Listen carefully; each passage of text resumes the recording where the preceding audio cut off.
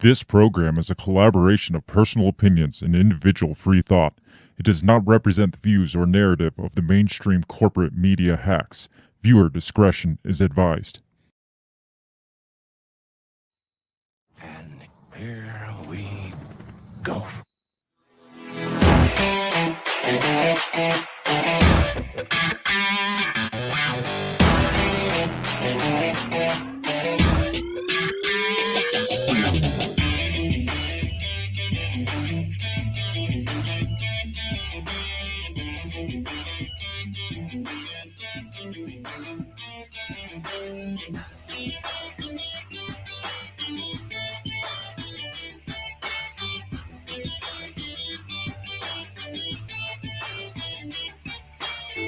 Live from the bell tower, taking a stand for your rights, your liberties, and all the bullshit in between. You're listening to Break the Bell Podcast.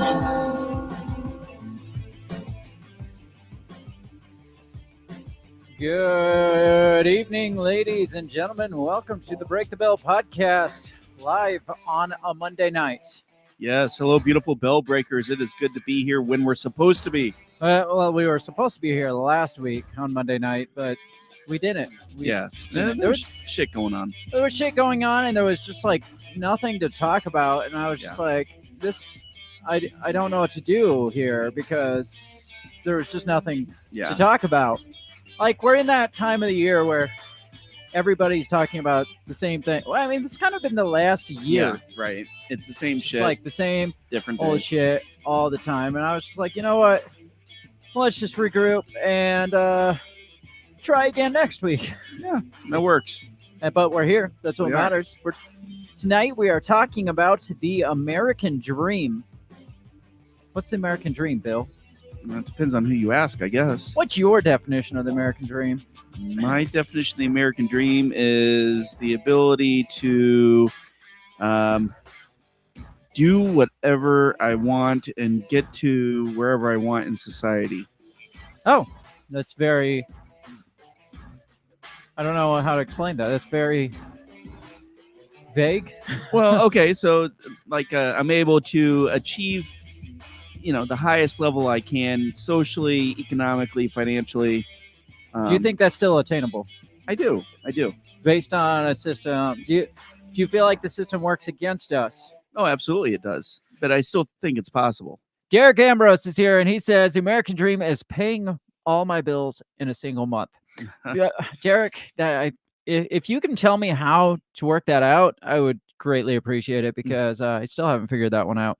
I would kind of agree with you that the American dream is like being able to achieve your own dream, whatever that is, right? Whether that's through a job, success, ownership, like owning a home. Right. A lot of people attribute the American dream to owning a home. I don't necessarily think that's the American dream, but I think that's a part, like the ability to like start a business or run a business or own a home or own a nice car or like, I don't know. I feel like the American dream is becoming more of a pipe dream now. It does every year. It seems to get harder and harder. Well, that's for like damn Derek sure. said, like just being able to pay all your fucking bills. Like, how do you have money to achieve like property ownership or owning a business or owning like any of that, like achieving those attainable dreams or traveling or anything like that when everything is going towards paying your goddamn bills that just keep getting more and more expensive. You're in a system where, you get taxed how many times from the government? You get payroll tax, sales tax,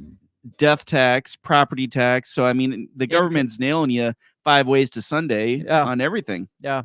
Yeah, your dollar is very limited. And then they send it to a different country. Well, then the fact that your dollar's not worth hardly anything anymore. 60% of what it used to be. Yeah. Right? So and going down quick.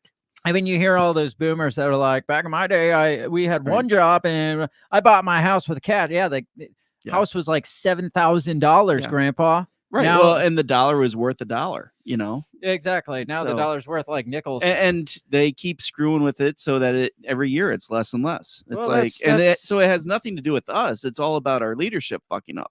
Well, it's intentional. It's absolutely. like, it is. interest rates are not like the free market it just happens from the no it's they just keep printing it off, so it becomes less and less. So even though you feel like you have more money, you actually have less money, which means you own less, which means you have less of a stake in what all the billionaires or whoever's pulling all the strings. They have more of a percentage of the amount of everything, even though you're making what, like $50,000-$60,000 this year versus what our parents were making, like what, 15,000 like 30 years ago. But that $15,000 is a lot more percent of ownership in everything than our 50, a good example of that is we watched It's a Wonderful Life the other day, and Mr. Potter offers George a $20,000 a year, right? Which he's shocked.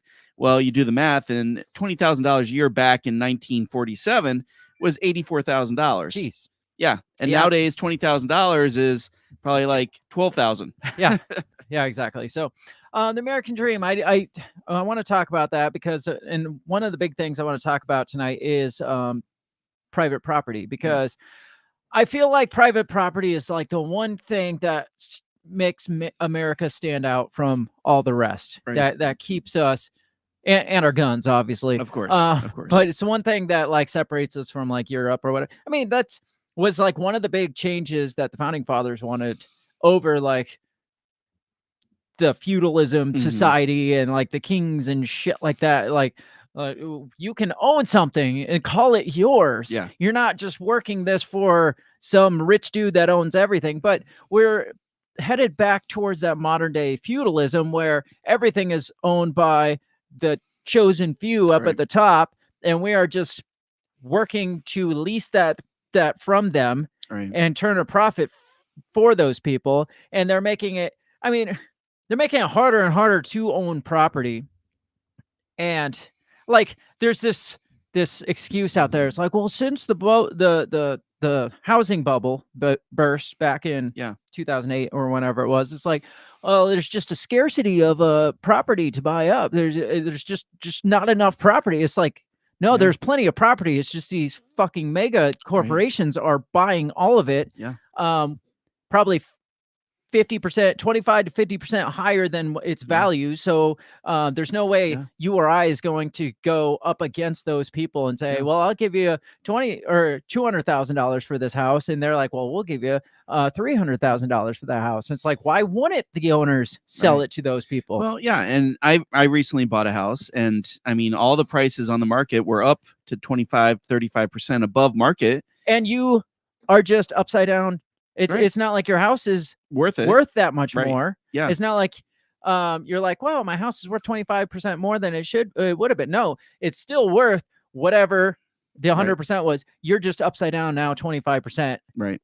In the hole. And on top of that, the government taxes you for the value of the house that you paid for it, and then they tack an additional 5% on because they can. That is some straight bullshit. Your house isn't worth this. You're not going to be able to sell it for this. Yeah. But we're going to tax you for that. Yeah. Our house, before we bought it, was evaluated at like $169,000. And so that was the first tax rate that we paid. Well, now we bought it for $220,000. And so now that's what we're being taxed on. But the government can add 5% on top of that. For what? Based on what? Because they want it. It's bullshit. That is bullshit. So that's some of the stuff we're going to be talking about. The decreasing of private property, like kind of this agenda to like get rid of it, it kind of goes along with Agenda 2030, WEF or whatever. You'll own nothing and you'll be happy. That fun happy line. And this one actually hits home too, because we're going to talk a little bit about eminent domain, because I feel that eminent domain is just a workaround for property theft. Absolutely. From the government. They are paying you money, but they're never paying you the value you could make. Right. They pay what they feel is fair market price. Right. And it's all based on like one sentence in the Constitution that's like, we can't take your shit without giving you just amount for it. And then they're like, see, it's in the Constitution. But it's funny because they can use that one little like it's not even a full sentence, it's a half a sentence to justify eminent domain, but we can't use the Second Amendment that says will not be infringed upon. But, well, that's so fucking they meant muskets. Yeah. But it's funny how they choose their the Yeah. words, the vague words Yeah. that they can justify, but not the pretty set in Yeah. stone clear words. And as you said, this one hits close to home because it's close to home. It's going on here in Iowa. Yeah, Yeah, and we're going to it's- talk about that. There's like this mass push in the name of the green agenda Yes. to just steal farmers' property Yeah. or like say, hey, you're going to let us build these pipes through here. We don't really care that you are worried that there could be like explosions, Yeah, gas right. explosions, Yeah, or this could be harmful to could the environment. contaminate more. your farmland or something. We don't care about that. Yeah. It's for the public good. Right. Even though it's a private Yeah. company. That's the one part that gets me. Yeah. Is this private corporations can go to the government and be like, well, it's a public thing. Yeah. So blah blah blah. Like you watch Yellowstone, right? Oh, yeah, It's like the yeah. very first season when they're trying, or the very first episode when they're trying to impose eminent Yeah. domain on his ranch Mhm. because it's like, well, it's for the good of the economy. Yeah, it's this private entity that wants to build this huge like Right. housing development area, but they want to impose eminent domain because it's good for good It'll for the create public. jobs. Yeah, it's not a public Right. thing, but it's for the good of the public. Remember how much we heard for the good of the public back in Yes. 2020? Right. I think we're going to start hearing a lot more of for the good of the Yes. public. I think so too. To just kind of, it sets like such a really bad precedent to start heading down that direction. So Yeah. I'm going to talk about property rights and eminent domain and the American dream and all that shit. Before we do, got to say, check us out all over social media. Do you know it is really close to Christmas and I have not done any prep for Didn't want to put Christmas pressure on you. episode. It was a question I was going to ask after the show. And so We're still going to do some sort of a Christmas extravaganza. It might not be as extravagant as last year because I kind of forgot about it, but we are going to do a fun Christmas episode and I'm going to try to do it next week. I did reach you have out. to. Well, that or on Christmas Eve. That would not fly. I don't care about your marriage. So, yeah, I'm going to try to round up the old crew. I did reach out to Remzo Martinez. He has not yet responded. I He's a think married man now. Yeah, He probably will never hear he's from him. dodging my text, so I don't know. Remzo, if you're out there, if somebody out there is really close contact with Remzo, tell him to get back to me because we need it, because he wasn't even there last year. Yeah, because he was married. That's true. That's true. So we'll see who we can get on. We'll see what kind of fun we can do. But it will be the fourth It'd be Christmas the- extravaganza. Let's see, 2020, the third. 2021, 2022. This will be 2023. This will be our it's fourth. fourth. This will be Wow. our fourth Damn. annual Christmas extravaganza. Not as extravagant, but it'll probably be better than the first one because Yeah. everything's better than the first one. So we will have it, and it's going to have to be next week. So make sure you invite all your friends and stuff because it's a good Christmas It is a good- festivities. it's a good We time. always have a good time. Last year we had some musical talent. Yes, we and had a some band. comedy talent. We'll see what we can get in such a short notice for next week. So check us out all over social media. Share us far and wide. Make sure you be back here for that Christmas episode next week because it's always a blast. It is. Probably have some spiked eggnog or something. Oh, yeah, something that's like always that. good. So, yeah, find us at the handle at Break the Bell Pod all over social medias and share it. We're gonna get right into this intro, and when we come back, we're gonna talk about the American dream or whatever we're calling it now. What did you say? You talking to me? What the heck are you talking about? What did you say? What did you say? What did you say? Are you talking to me? Are you talking to me? Are you talking to me? What are you talking about? What are you talking about? What are you saying? What did you say? Are you talking to me? Well, maybe he was talking to me. What did you say? Talk to me. What in heaven's name are you talking about? Talk to me, baby. What did you just say? What did you say? You listen to me. Are you talking to me? Are you talking to me? What the hell are you talking about? Who are you talking to?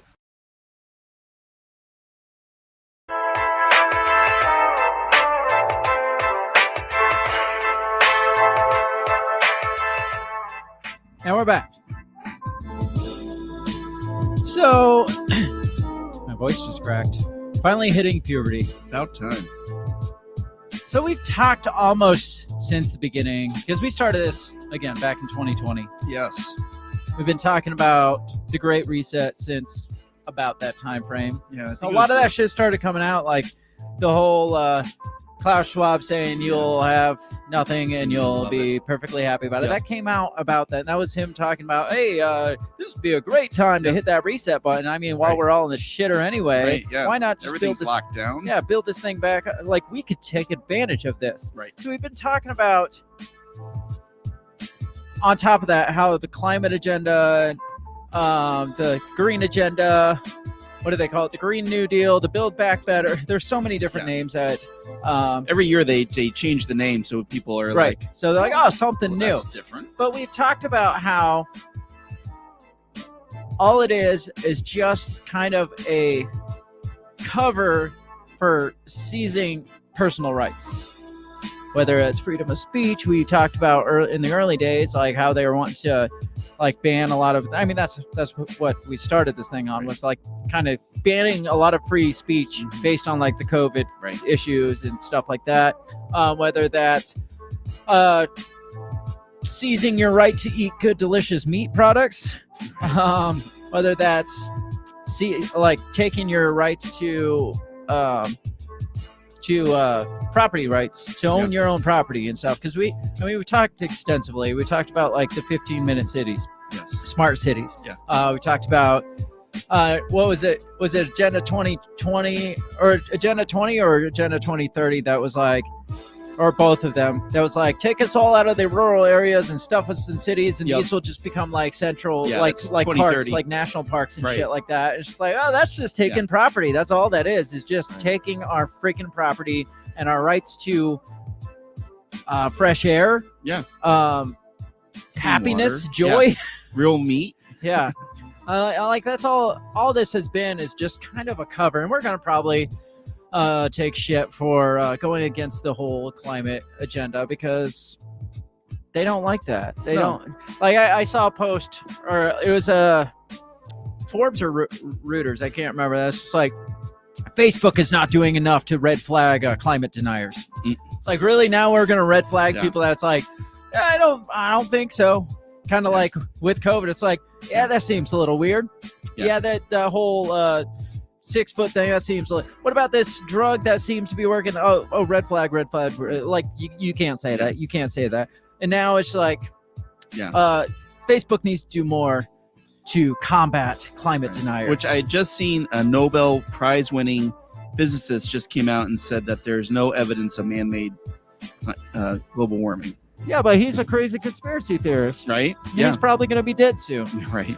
So, like I said, when one thinks of the American dream, I'd say at least 80% still agree that home ownership and property rights are still one of the top priorities of the American dream. Okay. So, like, I feel like that when you say the American dream, it's like, if you're pursuing the American dream, what does that look like to you? It's like, well, I want to own a house someday. I want to have a family, like success, white and blah, picket blah, blah. fence, White picket fence, 2 dogs, all that shit.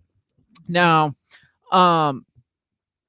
there's stuff going around. I saw an article. I didn't bring it tonight, but it's like, we need to rethink our concept of the American dream. It's like, we need to have like cheaper rental properties and blah, blah, blah. It's like, you can just see the agenda all over all the shit. Like, it's just like, well, American dream's just not achievable because houses we're just lacking in homes because of the inflation, or the housing market bubble burst back in 2008. Like, there's just not enough homes, so it's just not attainable. So what we really need to think about is like affordable, like housing, like affordable rental property, housing. Government, so stuff like that. That should be the American dream. It's just like, if we reinvent people's concept of the American dream, then we can reinvent like the economic system that we live in, which right now is supposedly capitalism, but they want to push for this. What do they call it? The equitable capitalism or whatever it's called. Just like, where it's capitalism, but we all just you don't own shit. we all like up here are capitalizing, Yeah. and you are just being happy down here at your equal shitty level Right. down here. If we could, but they have to change the perception of what the American dream actually is Mhm. for Americans to be like, you know what? The American dream should be like free housing for Do everybody. you feel like American dream is more attainable if you're not American? I mean, I was just watching this town hall That's a about good point. immigrants being put up in a closed down high school in Chicago and being given $7,000 to kind of, so it's like people in the neighborhood are frustrated because it's like, okay, well, our neighborhood is shit. But the thing is, like, you complain about that, but that's actually what they want us all to. They're probably doing that so we bitch about it enough that they're like, you know what, we'll give you free housing and $7,000 a month too. Yeah. Which would be what's it called? Like the wage, basic income. Yeah, basic. Universal Yes. UBI, universal basic income. Oh, people are bitching that the immigrants are getting free housing and free money. We can do that. We can do that for you. And house care, so home care. This could healthcare. be all part of the plan. It's like, get the American people whose American dream right now is home ownership, property, or like owning our own shit and creating it for ourselves, and make them jealous of the person that we're giving shit to and giving free money to, and being like, oh yeah, we'll put you up in a high school. Yeah, they're achieving the American dream and we're not, because they're getting free money and free house. Lowering the bar of what the American dream should be. Making people think that that's what they want. And it's just like, oh, it's so glamorous lifestyle. Why own a car when you can ride the bus for free? Right, it'd be a free bus, so it's you're fine. doing good for the environment. But then there's the, like I said, the lies of the lack of supply caused by the recession, when in reality, as we know, and I'm going to get into this later, that the mega corporations are buying up en masse all the private property, like BlackRock, Blackstone, and in the Midwest. Yeah. Right. So I mean, everywhere. But I mean, it seems like the focus of it has been mostly farmland. I mean, the natural resources of the Midwest. Even like I'm talking like single family housings. Even yes, single family houses. There's like 30% in big cities are owned by like BlackRock and Blackstone and mega corporations like that. Well, I mean, do you know how many people do you know that's just like a private citizen that's renting out property now? Like everything in this area is like property management, which is probably owned by one of those big corporations. Right. Yeah. And they're buying up a lot of the houses that people are selling. Yeah, that's what I'm saying. It's like they're buying it up for like 50% hike on it, and just renting, like buying it up by the blocks, just rental properties. And I'm not one of those commie bastards that's like landlords are the devil, shit like that. Like if an individual bought a house and rented it out to somebody else that couldn't get a house, I'm fine with that. I do have a problem with mega corporations just buying blocks and blocks and blocks of rental properties, so we don't even have the option. And they're increasing the property, the cost, like you were saying, because of the shortage, quote unquote shortage of available houses for sale. We can jack up the cost like 25%, and so they're making it less attainable by doing so for the average Joe to go buy property in a house, and then they can just turn around and keep doing this. I mean, they got trillions in capital that they can just keep reinvesting, buying another shitty house, buying another shitty block. So our old house, we sold it, and we were concerned that we weren't going to find a house in time. Our house payment was like $540 a month. And so the people who bought our house are like, well, you can just stay here and we'll just charge you $1,300 a month for rent. Jesus Christ. Yeah, I know. I'm like, why would I do that? Yeah, no shit. And rent is through the roof right now. Like rent is insane. Oh, it is. Yeah. So it's like you can't afford to buy a house, but you can't afford even to rent a house. And something's going to have to rent give. is more expensive than house payments. Something's going to have to give, and what's going to end up giving is there's going to be these big old housing reforms, because they want us to feel the pressure of it, so then they can come in with some government reforms and say, well, we'll just give grants to these people to buy it up to rent out for Mhm. cheaper and blah blah. And blah. I can totally see that the government stepping in to try to subsidize housing. Oh, absolutely. Have you seen the housing market in Canada is falling apart because most of the houses up there are upwards of $500,000 a piece. Well, I did. Holy shit! I did see that Justin Trudeau, I think it was, came out and said like you don't have an absolute right to private property. Just recently, I'm just like that's the aim right there. Yeah, and they apparently the way that works is like if you're an immigrant and you come to Canada, they only let you in if you're like doctor. Well, yeah, right, and then they reserve those houses for you. So, well, obviously, let's talk. Let's get into eminent domain. Okay. And we'll get back to the housing market and the corporations buying up shit. But let's talk. Let's bring this back home because this whole like thought process in my head started with what's going on here in Iowa right now. Which had you heard of these things that they're? Yeah, I hadn't either. I hadn't at all until I just stumbled across a couple articles. I was like, "What the fuck is this thing going?" It doesn't surprise me. Well, and I had seen Vivek Ramaswamy's bus driving through the rural countryside, and I'd seen people with signs that said "Say no to the pipeline," and I'm like, it didn't register to me. Right? Yeah, I was gonna say there's billions of pipelines, right? So, as I mentioned in the pre-show, eminent domain is in the Constitution. I guess you could say that there is a half of a sentence in the Fifth Amendment. It's called what's it called? The takings clause. Half a sentence because it says the government blah blah blah blah blah, nor shall private property be taken for public use without just compensation. That's all the Constitution says about eminent domain. There's nothing that breaks it down. Well, in terms of this, or the government has to do this, or it's only if this. No, it's just if the government wants to take your property your private property for public use, they have to compensate you justly. Who defines what just compensation is? That's one problem I have is with this section of the Constitution is there's nothing defining like what is considered just compensation. Do you have somebody that assesses the value go there and say, hey, your property's worth $250,000, so that you would think would be just compensation, right? Or is it like a government official that comes in and he's like, yes, it's worth $250,000, but the amount of public blah blah blah, like just to us means $90,000 because I don't know, because of the need right now. Like, can they decrease the value of it based on the amount of need that it's needed? You think that would increase it. It's like, well, if you need it that much, we'll give you more. But usually it's like, we need it that much, we're going to take it from you and you can eat a dick.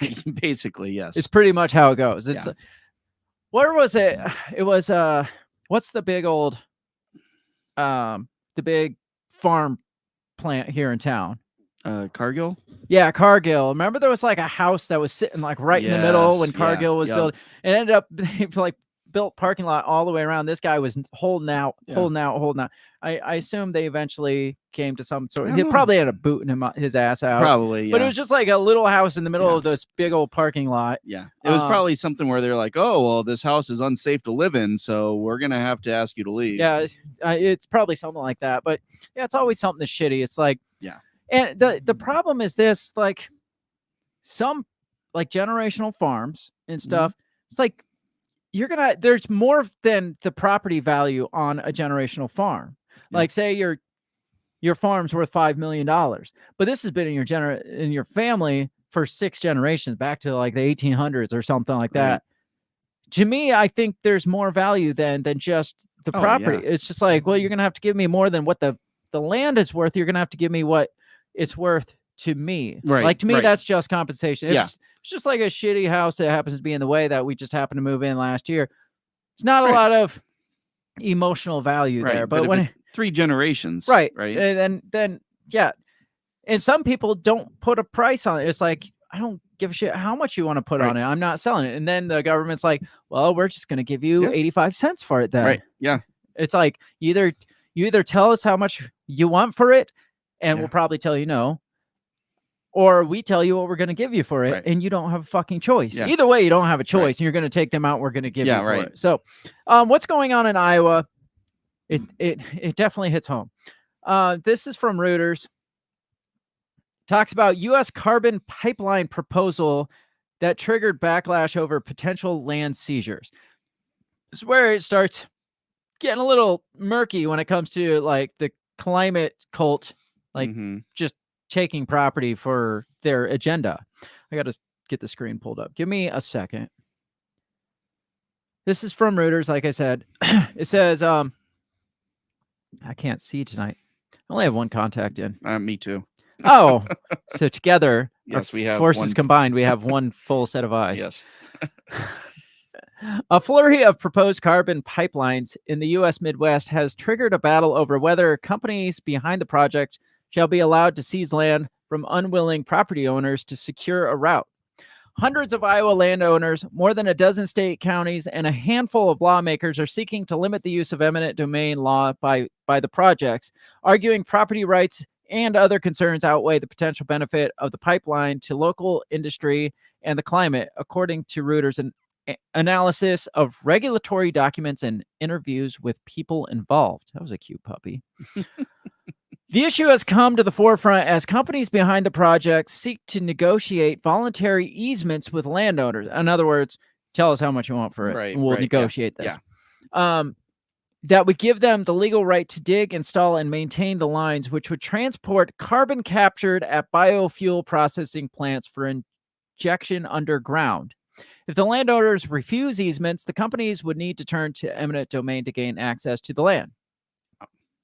So basically, what's happening is these ethanol plants, these whatever plant, they are collecting their carbon dioxide, somehow liquefying it, and transporting it to South Dakota to some storage tanks underground where they're just going to dump it there underground. Highly flammable. Well, yeah, it's carbon. It's carbon. It's carbon dioxide. It's liquid carbon dioxide from ethanol. And they're wanting to transport it across Iowa, which is a lot of farms. I don't know if you've noticed this, but there's a lot of farms here in Iowa. Yeah, because the path that they're choosing is directly through like heartland of farm. U.S. eminent domain law allows private companies to take over property if their project is deemed in the public interest and landowners are compensated. It has been used often to ensure energy companies can complete projects like pipelines and transmission lines that move oil, gas, and power to consumers. But the law has not yet to be applied to carbon pipelines, which are primarily regulated and cited by states rather than the federal government, according to the Department of Energy, and a few of which have been constructed to date. How state regulators and legislators deal with the issues will have huge implication for the emerging U.S. carbon capture and storage industry.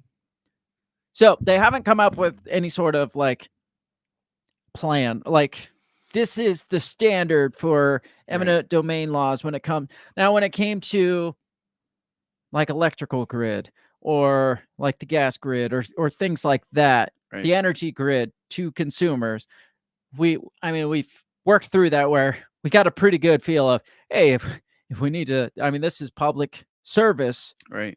Yes, it's private electrical companies or what have you, but it's public service. So yeah, we kind of we're going to take your fucking land to run these power lines. But this isn't that. This is the storage of this toxic waste or whatever.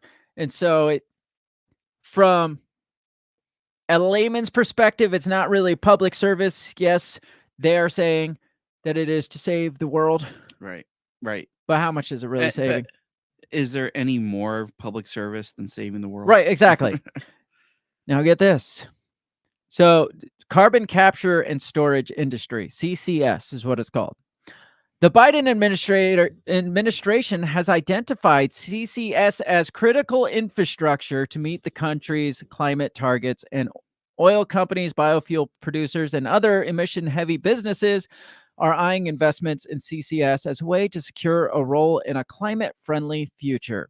So now that Joe Biden has come out and said, this is critical infrastructure, now we can kind of have a feel of how this is going to go when it Right. comes to eminent domain. It's like, well, the power grid's critical infrastructure, obviously, blah, blah, blah. Yeah. Now we've declared these pipelines or these storage, whatever, as Mhm. critical infrastructure. So now it's going to be a lot easier for them to come in and Right. be like, public good is for the public good, is critical infrastructure. We need eminent domain Right. to be imposed here.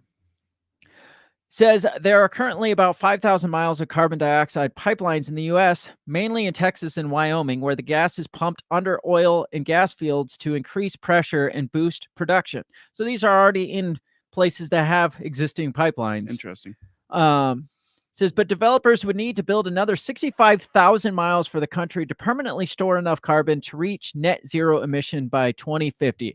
Net zero emission is a big fucking hoax. Oh, fuck yeah. Net zero emission doesn't mean zero emission. Right. Net zero emission means this company here can pollute as much as they want. Yeah. As long as they plant enough trees over here Right. Yeah. that it's like for every tree you plant, you like are cleaning what we'll say like 10 tons of carbon dioxide out of the air. So you can burn 10 more tons of carbon dioxide Right. into the air as long as we plant another tree. Yeah. So if we want to burn 100 freaking tons, then we'll have to plant 10 trees. Right. So that's net zero. Or they buy the what is it? The carbon, what do they call it? Carbon credits. So they Right. like Yeah. they find some company that's doing really good and they buy their carbon. It's like you are only using you're only burning like 6 tons of carbon. Yeah. So and the good you're doing is equivalent of 600 tons of carbon. We want to buy 194 tons from you. So we're going to keep burning ours, but we've bought your carbon credits from. So it evens out.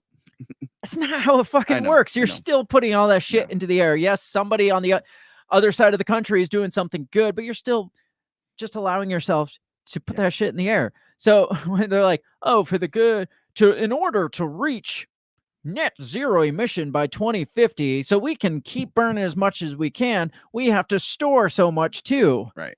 Yeah. It's all a fucking, it's all just word games. Yeah. It's a word salad to make you feel like, oh, we're saving the planet. Yeah, we're burning zero emission. No, net zero is not the same as zero emissions. Yeah, and of course they have to put it on the farmland because of all the cows and pigs. Well, yeah, obviously we got to get rid of the cows, passing gas, which and creating more that would carbon. So if we get rid of all the cows, then we just eliminated so that we can burn that much more over in our plants. Says it's pretty important for CCS pipelines to be successful. This is Matt Fry, state and regional policymaker for carbon management at the Great Plains Institute. Says it's pretty important for CCS pipelines to be successful if we want to achieve our climate goals.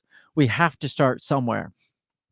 3 companies, Summit Carbon Solutions, Navigator Ventures, and Wolf Carbon Solutions, have together proposed 3,650 miles of new pipeline to cut across the Midwest and eventually transport 39 million tons of captured carbon annually from ethanol and fertilizer plants to storage sites in North Dakota and Illinois. The project would generate revenue from existing federal and state subsidies for CCS and low carbon fuels, as well as fees from participating facilities that are eager to mitigate their climate impact. In other words, they're buying the carbon credits from them. Iowa would get the bulk of the pipeline miles, more than 1,600 or 48% of Summit and Navigator's pipelines. The state's utility regulator, the Iowa Utilities Board, will ultimately decide whether to permit the projects and grant them the right to use eminent domain. Summit last month was the first of the pipelines to petition for IUB for a permanent and the right to use eminent domain. The application did not, however, contain a required filing on how much land Summit planned to secure with eminent domain. Summit told Reuters in a statement it has not included the filing because it's currently focused on getting voluntary easements with landowners. Summit has signed easements with several hundred landowners so far. Did not respond to a question about how much the pipeline route that represented. Many landowners along the route have refused to sign easements with Summit, citing concerns about farmland productivity and land value after the pipeline is installed, according to previous reporting. So it's a bunch more facts like percentages and stuff and Right. numbers and stuff. So but the fact of the matter is you have these private companies that want to use the government to impose eminent domain, to take the land from the farmers, to run these pipelines for their private companies so Right. they can offset some of their carbon burning Mm-hmm. to make them look better is Right, pretty much it. They're responsible. And the Biden administration's like, we need this offsetting so they can continue to keep burning. It is critical infrastructure to save the planet. Right. It's Doesn't get all- more critical. It's all a freaking hoax, and it's Yeah. all a scam, and it's just private corporations using this freaking green agenda Yeah. to just get more land. Oh yeah. Yeah. And to- just get more value, because it's not like little like local producers, Yeah. ethanol producers that are like, we just want to help out. No, these are probably these no, mega yeah. corporations from China or something. I heard that the pipeline plan, it's like $7 billion Okay. that they're putting into this. So seizing whatever land from private citizens for private companies for the public good. Yeah. For the net zero emissions. Do you see it? First of all, before, like, let's set aside the private property issue. Do you see any other issues that could arise about these pipelines just running through all our farms? Well, it's going to limit the amount of food that's created or livestock. It could permanently damage the ecosystem? land, yes, and the kill animals, and because it's polluting the water. What about explosions? Yeah, that too. You said it was highly flammable. Yeah. One of these carbon dioxide storage pipelines just this year blew up in Mississippi. Did you hear about this? Because I did didn't hear not. about this because I I did didn't even know not. what these things were I didn't until either. the last couple days. Yeah. I guess no, this was like 2 years ago. No. So it says nearly 2 years ago, a 24-inch pipeline carrying liquefied carbon dioxide ruptured near the village of Satartia, Mississippi. The pipeline was built through rough, hilly, rugged terrain, saturated with rain over 2 months. Soil around the pipeline slid, causing a pipe weld to break and releasing an explosion of ice and carbon dioxide, according to federal agency. A plume of carbon dioxide rolled towards the village of 50 people. So not only was there explosion, now we have this not good gas rolling towards the city. It kind of Liquid reminds carbon me dioxide. Yeah, it kind of reminds me of that train that crashed earlier in Ohio. A plume of carbon dioxide rolled towards the village of 50 people. Emergency personnel evacuated about 200 residents from there and the surrounding area, and 45 people sought medical attention, according to an investigation by the U.S. Department of Transportation's Pipeline and Hazardous Material Safety Administration. There were no deaths, though. Oh, not yet. The agency is seeking nearly $4 million in fines connected to the rupture for the pipeline owner, Denbury Gulf Coast Pipelines in Plano, Texas. Among the violations cited, federal investigators said the company significantly underestimated the affected area that could be impacted by a release. One noteworthy conclusion of the report: it took Denbury about 2 hours, double the requirement, to notify federal authorities of the rupture, although they knew within minutes of the breach that the pipeline had lost pressure. Local authorities, meanwhile, weren't aware of the leak's source for almost half an hour. Opponents of the 3 proposed carbon capture pipelines in Iowa points to the Satartia rupture, expressing concerns that residents along the Iowa pipeline routes could experience a similar emergency. That's a valid concern. It's happened before. Right? Can happen again. And it could possibly happen again. Developers say their pipelines would exceed federal safety requirements and that the Satartia incident was an anomaly brought about by unique factors. So we should trust these people. Yeah. Because they said that we're going to meet and exceed safety requirements. Mm-hmm. And it doesn't even matter. Like, this was an anomaly. They don't normally experience that much rain. Sure. They don't normally experience. There was like a mudslide, I think, that put pressure on the pipe and like cracked the weld and stuff. they don't. So this was an anomaly, once in a lifetime thing. How many once in a lifetime things could happen in one of those 3,600 miles here in Iowa that we don't anticipate? A part of the country that gets negative 30 degrees and serious ice at times. Yes. Whereas Mississippi, no ice. No ice, just lots of rain. No negative apparently, 30 degrees. sometimes. Yeah.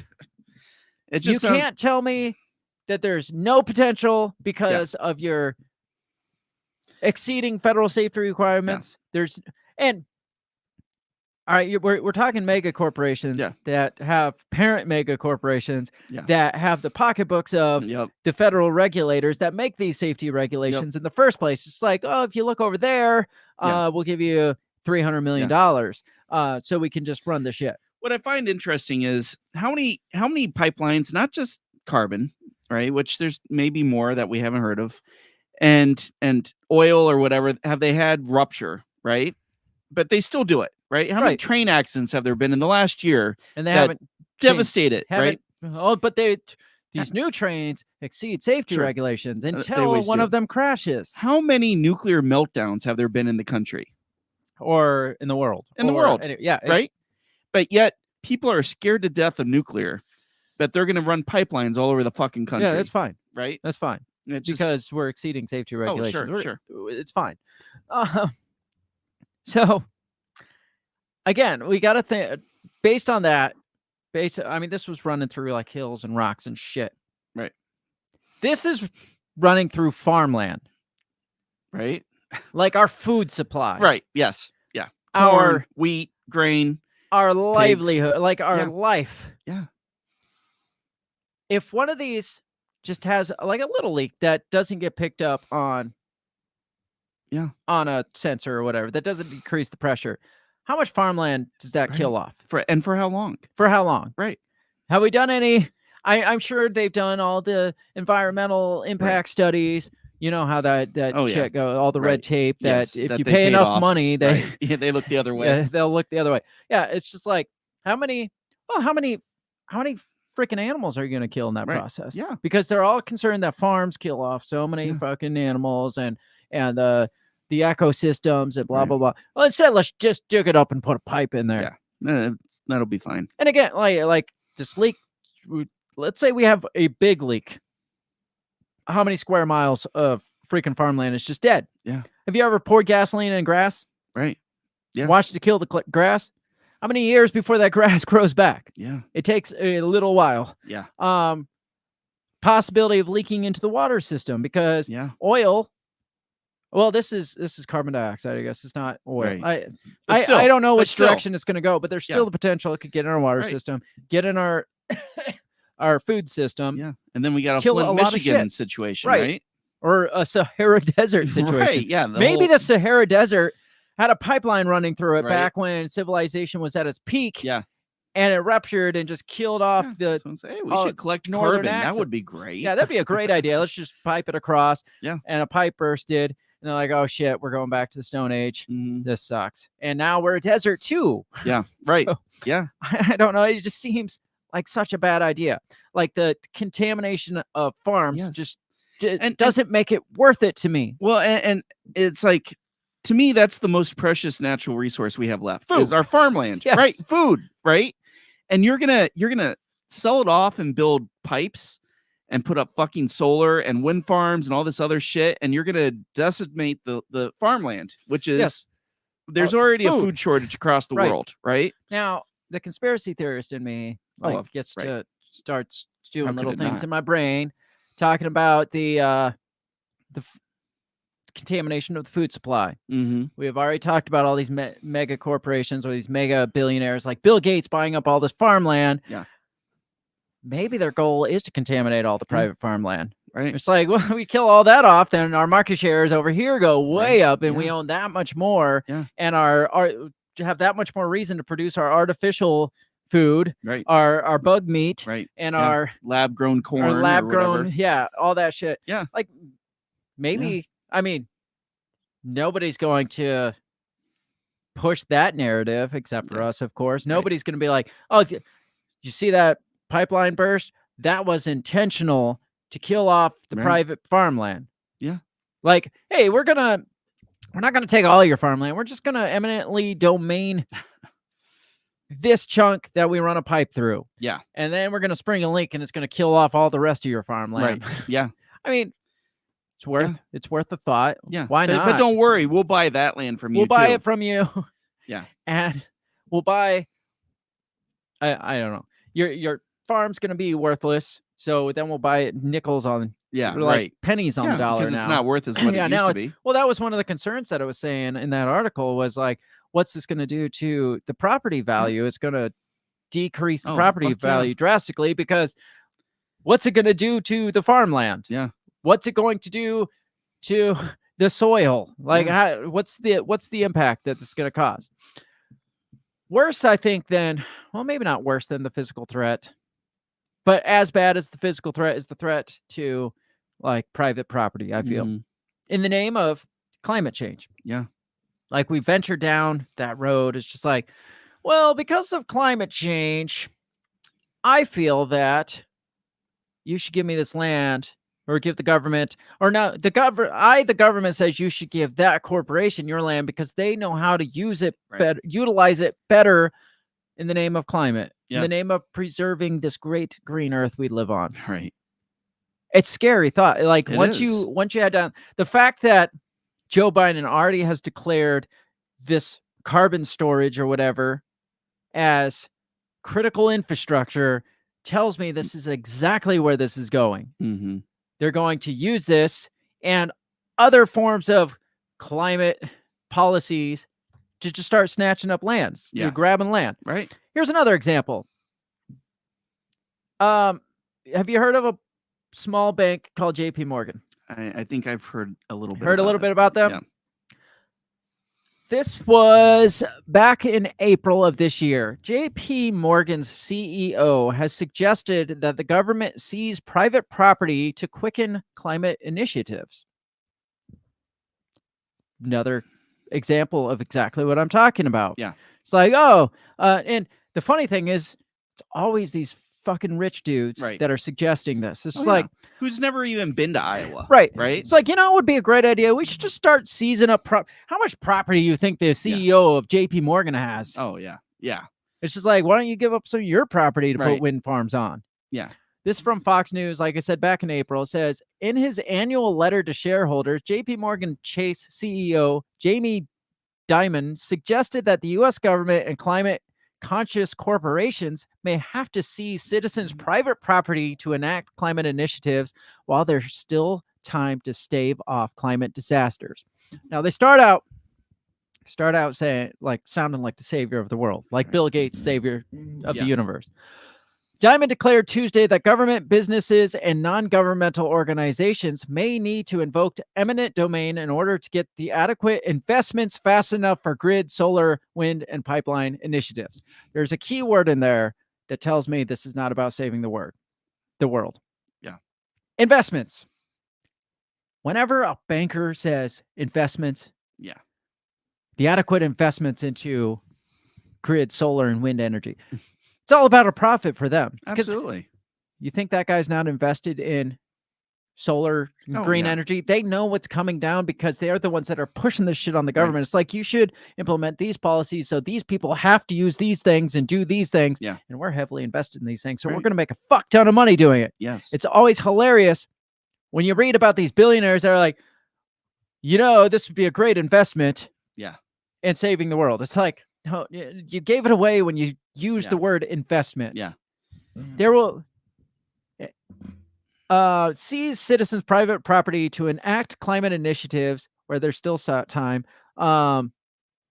Invoke eminent domain in order to get adequate investments fast enough for grid, solar, wind, and pipeline initiatives. And like I said, this guy has probably never even been to Iowa. He probably flew over it once and figures it's just a bunch of hicks live I don't there. know if this guy's specifically talking about Iowa. This was like a Midwest, probably. Probably, but he's talking about the green initiatives. Like, we need to seize these properties, put up wind farms, pipelines, this and that.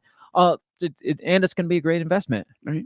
Eminent domain as a legal term describe the government using its power to expropriate private property for public use, provided that the government provides private owners proper compensation. There's a lot of propers, properties, privates, and providing.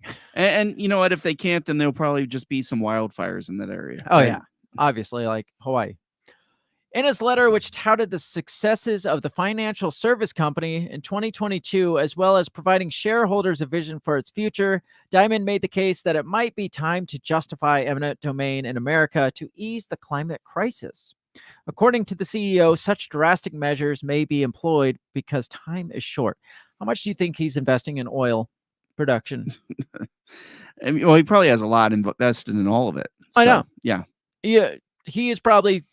He's got his bases him covered. alone is he's probably more guilty of carbon emissions than how much money all the farmers in Iowa fuck combined. yeah, with his private plane. Yes. How much money do you think Joe Biden has invested in these pipeline countries? Probably. right? Well, him and Hunter. Not him, but Hunter. Yeah. The window for action to avert the costliest impacts of global climate change is closing, he said, along with mentioning his concern that the ongoing war in Ukraine is roiling trade relations across Europe and Asia and redefining the way countries and companies plan for energy security. The need to provide energy affordably and reliably for today, as well as make the necessary investments to decarbonize for tomorrow, underscores the inextricable links between economic growth, energy security, and climate change. Now, somebody could be listening to me and be like, well, he's saying investments because you're investing in your future. You're investing in the future. No, anytime a fucking billionaire banker says the word investment, he's talking about profits. Yep. It's just how it is. That's all they see is dollars and cents. Yes. How can I make a dollar off of this? Yeah. Even if, and these guys are rich enough that even if they take a dip in the short term, they know that properly investing, they will be at the forefront. It's like investing in Microsoft back in the 80s. Right. Investing in Google back in the 80s. It's like he knows he's at the forefront and he has the money to invest in all of it. Mm-hmm. And so long term comes around, he owns a huge chunk of it, a huge percentage of the energy sector. The need to provide energy affordably and reliably for today, as well as make necessary investments to decarbonize for tomorrow, underscores an inextricable link between economic growth, energy security, and climate change. We need to do more. We need to do so immediately, he added. He mentioned that the government's businesses and non-governmental organizations need to align on policies to expedite climate solutions. Massive global investments in clean energy technology must be done and must continue to grow year over year. He floated eminent domain as one of these policies that could speed up building green infrastructure. At the same time, permitting reforms are desperately needed to allow investment to be done in any kind of timely way. We may need to evoke eminent domain, he stated. What do you think of that? You know, no one's coming to take his land, right? No, he's the one that's his people that his bank invests in are the ones that are gaining from eminent domain. Yeah.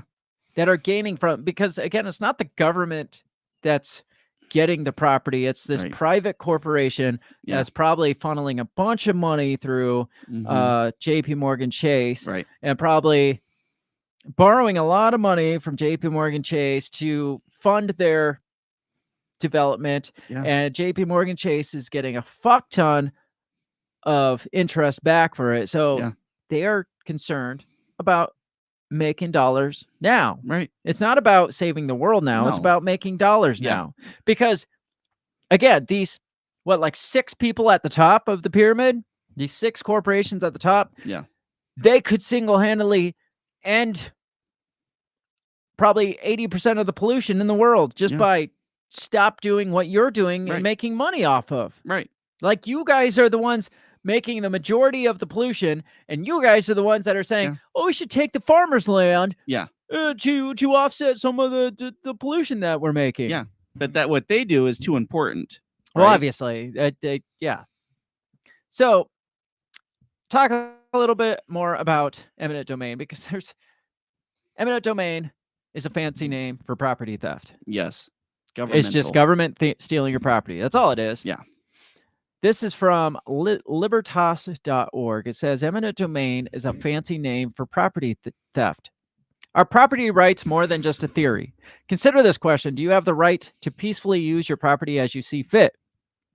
It's a question that has come up repeatedly as homeowners try to raise backyard chickens but are shut down by their city, as children try to operate lemonade stands on their driveway and are told they need a permit, and as empty nesters want to take advantage of vacant bedrooms and lonelier life by welcoming visitors to stay with them using sites like Airbnb, yet are prohibited by law from doing so. What about the rights to keep the property you own? The government has long claimed the authority under a law known as eminent domain to take your property if it thinks it needs it, say for building a road or government building. But this law has been regularly abused for non-essential things, broadening the law beyond the more legitimate use cases its advocates cite in its defense. Consider the Kilo case. This one might piss you off a little bit. Probably. I think it's this one. That made its way to the Supreme Court in 2005. This legal battle started when the city of New London, Connecticut, condemned Suzette Kilo's home so it could be used as part of a comprehensive redevelopment plan. In plain language, the city initiated legal proceedings to steal her property and instead give it to a developer so Pfizer could build a new facility. Just what we need. Right? Give up our property so Pfizer can fuck around and do its thing more efficiently. So this was a comprehensive redevelopment plan. Happened to go to private company Pfizer, which how private is Pfizer really? Right. Ultimately, the Supreme Court decided in a split 5-4 ruling that this use of eminent domain was allowed, that the government could take a person's property for economic development purposes. It's an outstanding ruling to contemplate, as it basically said that if elected officials could come up with a more productive use of your land, they could forcibly take it from its owner and hand it off to a more productive entity to use. That's fucked up. Isn't it? Yeah. It's just like, I mean, you could use that literally anywhere because, when they are redefining or trying to translate this taking clause, she's like, well, it doesn't have to be public, right? Like publicly owned. It's not like we're taking it for the government. It could be a private company that is going to bring more economic value to the area, which you could say that literally about fucking anything. Oh, fuck yeah. It's just like, we want to put a mall up here. Yeah. I mean, that could bring at least 50 jobs because we know how malls are doing these days. Yeah, right. 50, maybe 38 jobs. Yeah. And we could you're doing is living there. And a Starbucks. We could put a Starbucks. I mean, what doesn't benefit economically to a community more than another Starbucks? Yes. So because we feel that as the government, we feel that Starbucks could be more economically beneficial use of your land. Yeah. We're going to give it to them. Right. You'll get a fair compensation or what have you, but they're just going to take it. We don't because all you're doing is living in the house. We can give people jobs if we take this land from you. Right. Yeah, exactly. You could say that literally about anything. Yeah. Well, it's increasing its economic value. Yeah, it's a store. It's going to have jobs. That's economic value. Right. Yes, it's going to employ 6 people versus your 2 members of your family. You can live anywhere. Yes, exactly. So it's such a, I won't even call it a gray area. It's like it's just bullshit. Yeah, straight up. Says the backlash was thankfully swift. Most states, in response to the ruling, enacted laws to restrict or prohibit the abuse of eminent domain. Sadly, many were superficial and therefore inadequate. In Utah, eminent domain is currently allowed. So this is how Utah has this spelled out in their laws. Oh. Eminent domain is currently allowed for public use for the benefit of any county, city, or town or its inhabitants. A broad provision that's what it says. It's eminent domain is used for public use for the benefit of any county, city, town, or its inhabitants. Like you could stretch that over it. It's like, well, it benefits the inhabitants of the town. Yeah. Oh, the inhabitants of the county. It says a broad provision that needs narrowing. Some exemptions exist, For example, an eminent domain may not be used for trails. Weird. Yeah, I find that odd. More work is needed to protect property rights from abuse. For starters, eminent domain should be prohibited for non-essential things like parks, recreational, or sport facilities, and economic development purposes. Utah law should be explicitly clear in this regard in order to deter elected officials from trying to exploit the law in their favor and to the detriment of property owners. But do they use eminent domain to like widen out highways? Oh yeah, But I'm sure they do that. These roundabouts that everybody loves. I'm sure. Yeah, 100% sure. I was thinking that the other day because I had seen a thing that said the I-80 380 interchange. Yeah, it's like finally winding up its construction. Yeah, it's like and it 10 used to be times one of bigger those. than it Yeah, it used to used to be be. one of those like little clover leaves. Yeah. Now it takes up like 8 square miles or some shit like I that. don't know who the fuck designed that. I'm like, how much property? How many people got kicked off their property to expand this like 8 times the size that it was before? Because it's freaking huge. You want to hear a little more about eminent domain? Then we're going to go to break. Come back and talk some more about some other stuff. Talk about like rental properties and stuff like we talked about initially. So this is the 5 most famous cases, or it's 5 famous cases of eminent domain abuse. This one, if you sort of support eminent domain and you listen to these cases and still support eminent domain, you're a cuck. That's all I can say is you're just a cuck. Let's see. 5 famous cases of eminent domain abuse in the United States. Number 1, in the mid-90s, a widow inherited her husband's commercial building in Las Vegas. I bet people wanted that property. Yeah. He left his property to her so rent from tenants could fund her retirement, but the city claimed the area was blighted or poorly maintained to justify its use of eminent domain, despite the fact no one was actually sent to evaluate the area or the building. The woman lost her property because she failed to attend a hearing she didn't know about. Wow. So she had this property, like rental building. Yeah. Left to her by her husband. So she could live off of something. Yeah. And the government's like, we want that. So we're going to declare it poorly maintained. Mm-hmm. Didn't send anybody to check that it was poorly maintained or properly maintained. Yeah. She was unaware of this hearing. They had a hearing. They're like, yeah, it's poorly maintained because that guy said so. Yeah. She's not here to defend it. So it goes to the government. She's like, I never even heard about this. And they're like, oh, you didn't get it, must have got lost in the mail. Right. Here's the next one. In 1999, Chrysler built a new manufacturing plant in Toledo, Ohio. The city borrowed a loan and granted Chrysler millions for the project, partially due to Chrysler's guarantee it would employ 5,000 employees. So again, it's like, well, it's for the good of the jobs. 5,000 employees. Yeah, we're going to borrow money, grant it to Chrysler to snatch up land. It says because the plant was fully automated, Chrysler only ended up hiring 2,100 people. Wow. In the process, Toledo declared neighborhoods of 83 well-maintained homes as a slum in order to justify eminent domain and relocate the property owners as well as 16 businesses. Wow. So Toledo's like, we declare this area a slum. Yeah. Because we want Chrysler plant to be here, and it's going to employ 5,000. Yeah. So for the good of the people, that's a slummy place. And they're like, what are you talking about? This property is great. Yeah. It's not slummy. 100 properties taken. Yeah. And business and homes. And only not even half of the jobs that Chrysler had promised became. Wow. Next one. In the early 2000s, a real estate company in Hurst, Texas, expanded its private mall to over 127 homes. The city used eminent domain to remove the homeowners, but a handful of them resisted the offer and filed lawsuits. The judge overruled their claims and forced them off their land. Jeez. Private mall company says, I want to build a mall here. 127 homes.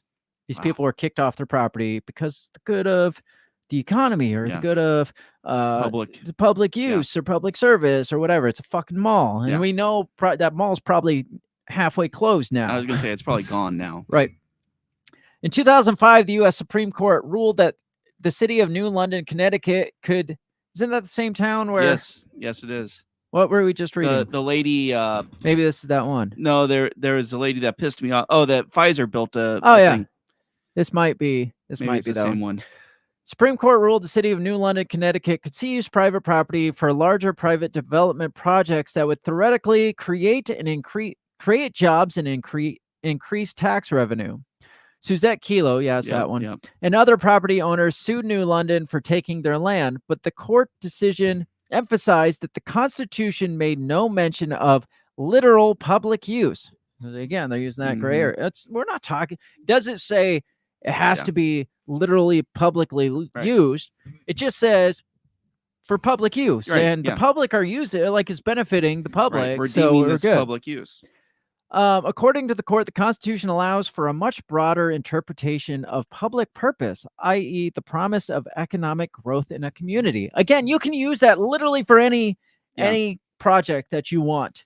Yeah. Any like corporate project, any mall, any Starbucks, any plant, anything. If they decided they wanted to put a mall in my neighborhood, they could.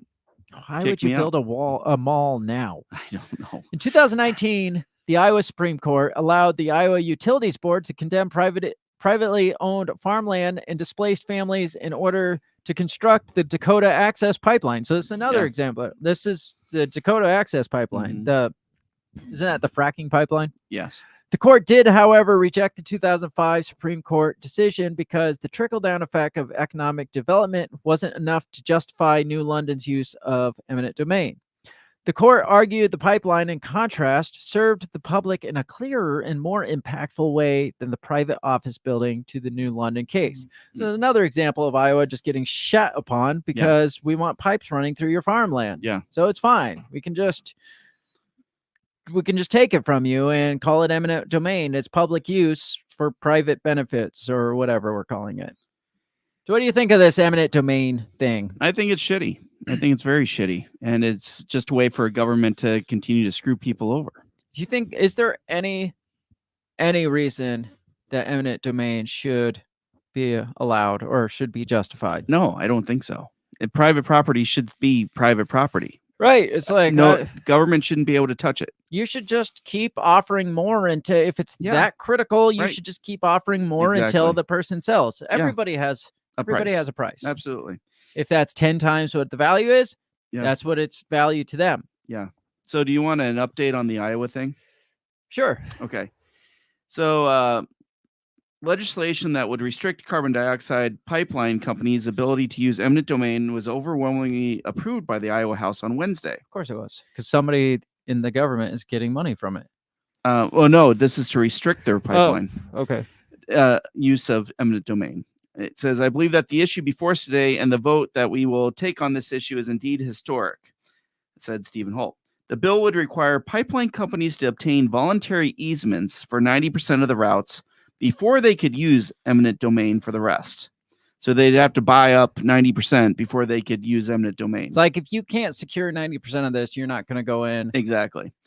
It says the bill's future is unclear in the Senate. However, House lawmakers amended the bill to remove other restrictions on the pipeline projects, including one that would have empowered counties to set rules about where the pipeline can be built. So they had to take those out. And so now they can put them wherever the fuck they want. It required 3/4 of the Chamber of Commerce to vote to approve it, and that's been taken as well. The bill also would expand the ability for landowners to get compensation for crop yield damages that result from the pipeline construction, and would create a study committee to evaluate current eminent domain regulations. Oh, we're going to form a committee. Yes. Another amendment that failed would have stripped all the pipeline restrictions. Okay, so they voted against that. Okay. Least. So we got there's a little bit good going on there. Yes. And I heard, I think this week the Senate did vote to say that no, they can't use eminent domain. So we'll see how that holds well, they're up. going to keep fighting it. Oh yeah, we'll see how that holds up. Like I said, there could be some wildfires in Western Iowa this summer. Obviously. So. We're going to get into break, and I'm going to come back, talk more about property rights, property seizure. I want to talk a little more about the rental properties and like the Black Rocks and Megacorps buying up, like kind of crushing the American dream as we know it, Yeah. because Make things even harder for people. yeah, exactly. So we're going to take 3 or 4 minutes and freshen up, powder our noses. And when we come back, we're going to keep talking about the American dream. Before we do, Derek's still here. He says, I hope they choose to build the pipeline under a wind turbine. Wouldn't that make sense? I would think so. Yes, they should. And then if one blows up, you blow up a wind turbine. Yes. We're going to take a few minutes. Don't go anywhere. We'll be right back in just a couple minutes.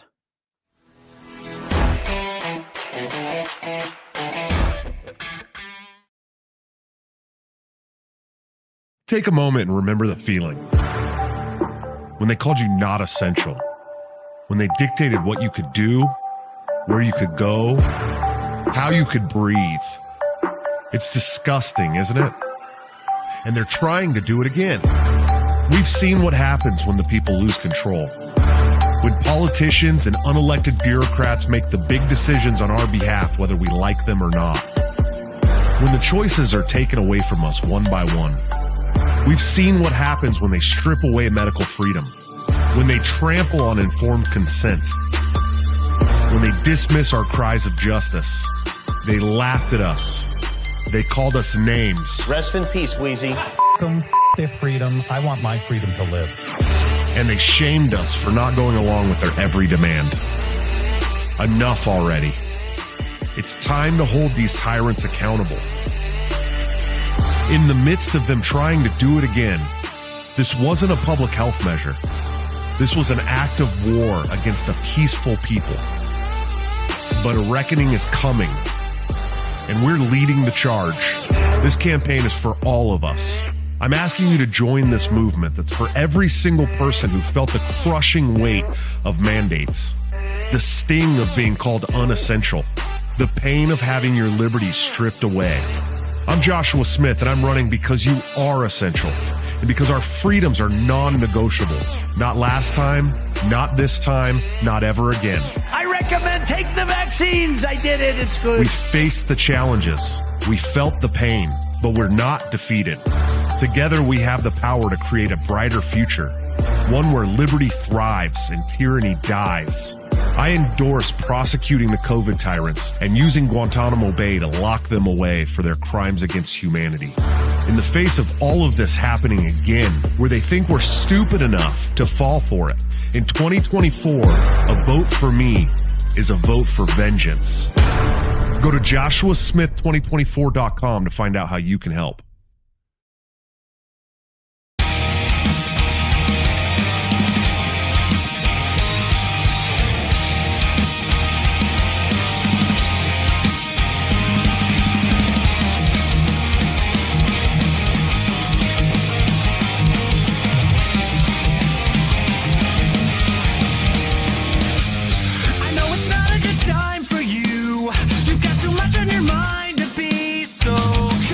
Not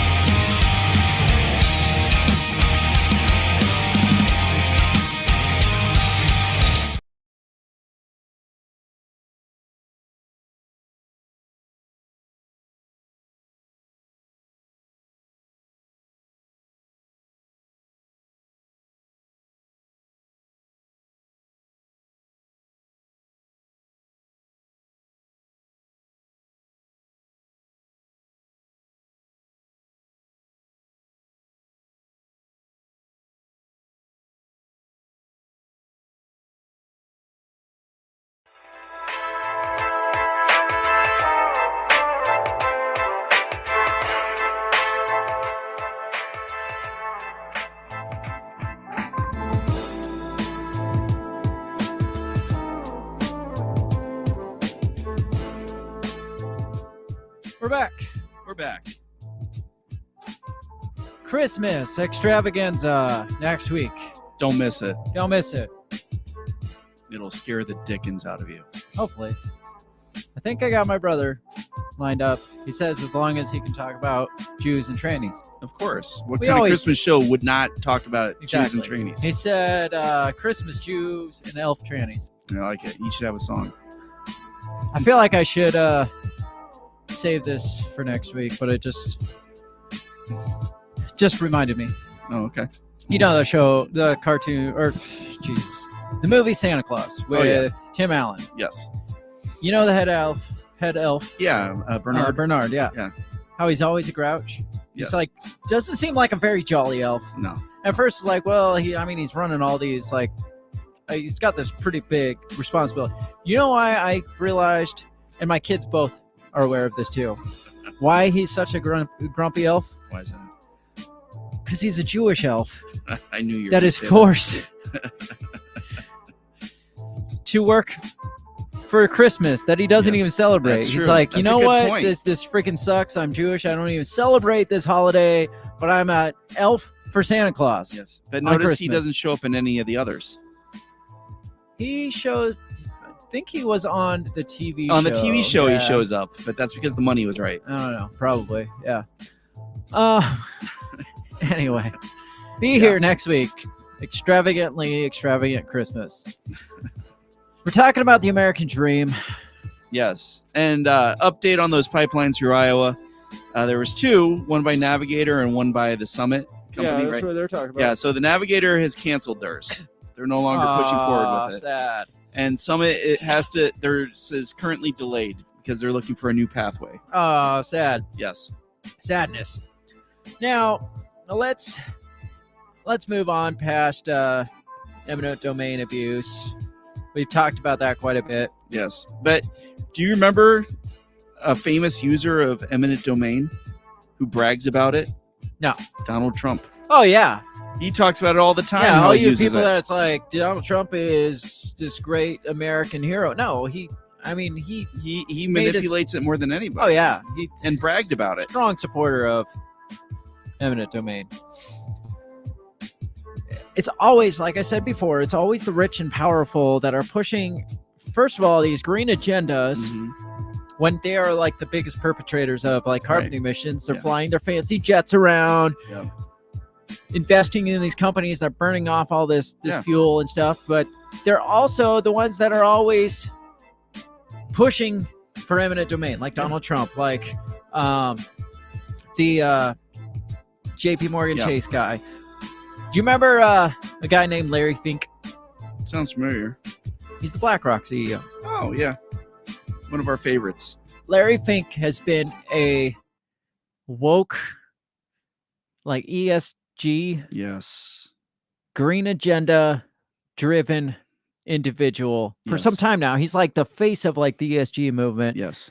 He is the CEO of BlackRock, Mhm. which is, remember we did that episode about like the corporations that run the world, Yes. and we narrowed it down to like 4 or Yeah. 5 Yeah. that had so much power in those 4 Yes. companies that they could single-handedly Yeah. like They own like 10 to 12% of stock in like every company all- ever. everywhere. Yeah. Yeah. So they like single-handedly have more power than most Yeah. of the governments in the world combined. Right. It's Because- more than a monopoly. They can their policy maker power Mm-hmm. is higher than that of like most government, Mhm. like all the government officials combined. It's Yeah. like they own so much. And remember they were like incestual. They like had stock in each other. Oh, yeah. Like Yeah. BlackRock had stock in Vanguard. Vanguard had stock in And, Blackstone. and they Blackstone- swap like employees and CEOs Oh, yeah, and stuff. yeah, It's like, yeah. oh, well, I worked for BlackRock and then I worked for Biden and then now I'm went and back. worked for the government. Yeah, exactly. And they're just these such powerful individuals. And then they're like, you know, we should invest in again, to say that word, this green stuff because we need to save the Yeah, world. right. BlackRock CEO calls for stronger climate finance plan at the G20 meet. This was back in July. This was back in 2021. This just kind of get a little bit of an idea of how this guy's brain kind of works when it comes to like the climate Yeah. agenda. And He's always pushing the climate stuff. Yeah. Says in Venice, July, BlackRock chief executive Larry Fink on Sunday called for governments to develop a strong long-term climate finance plan to unlock the private capital needed to fund the transition to a low-carbon economy.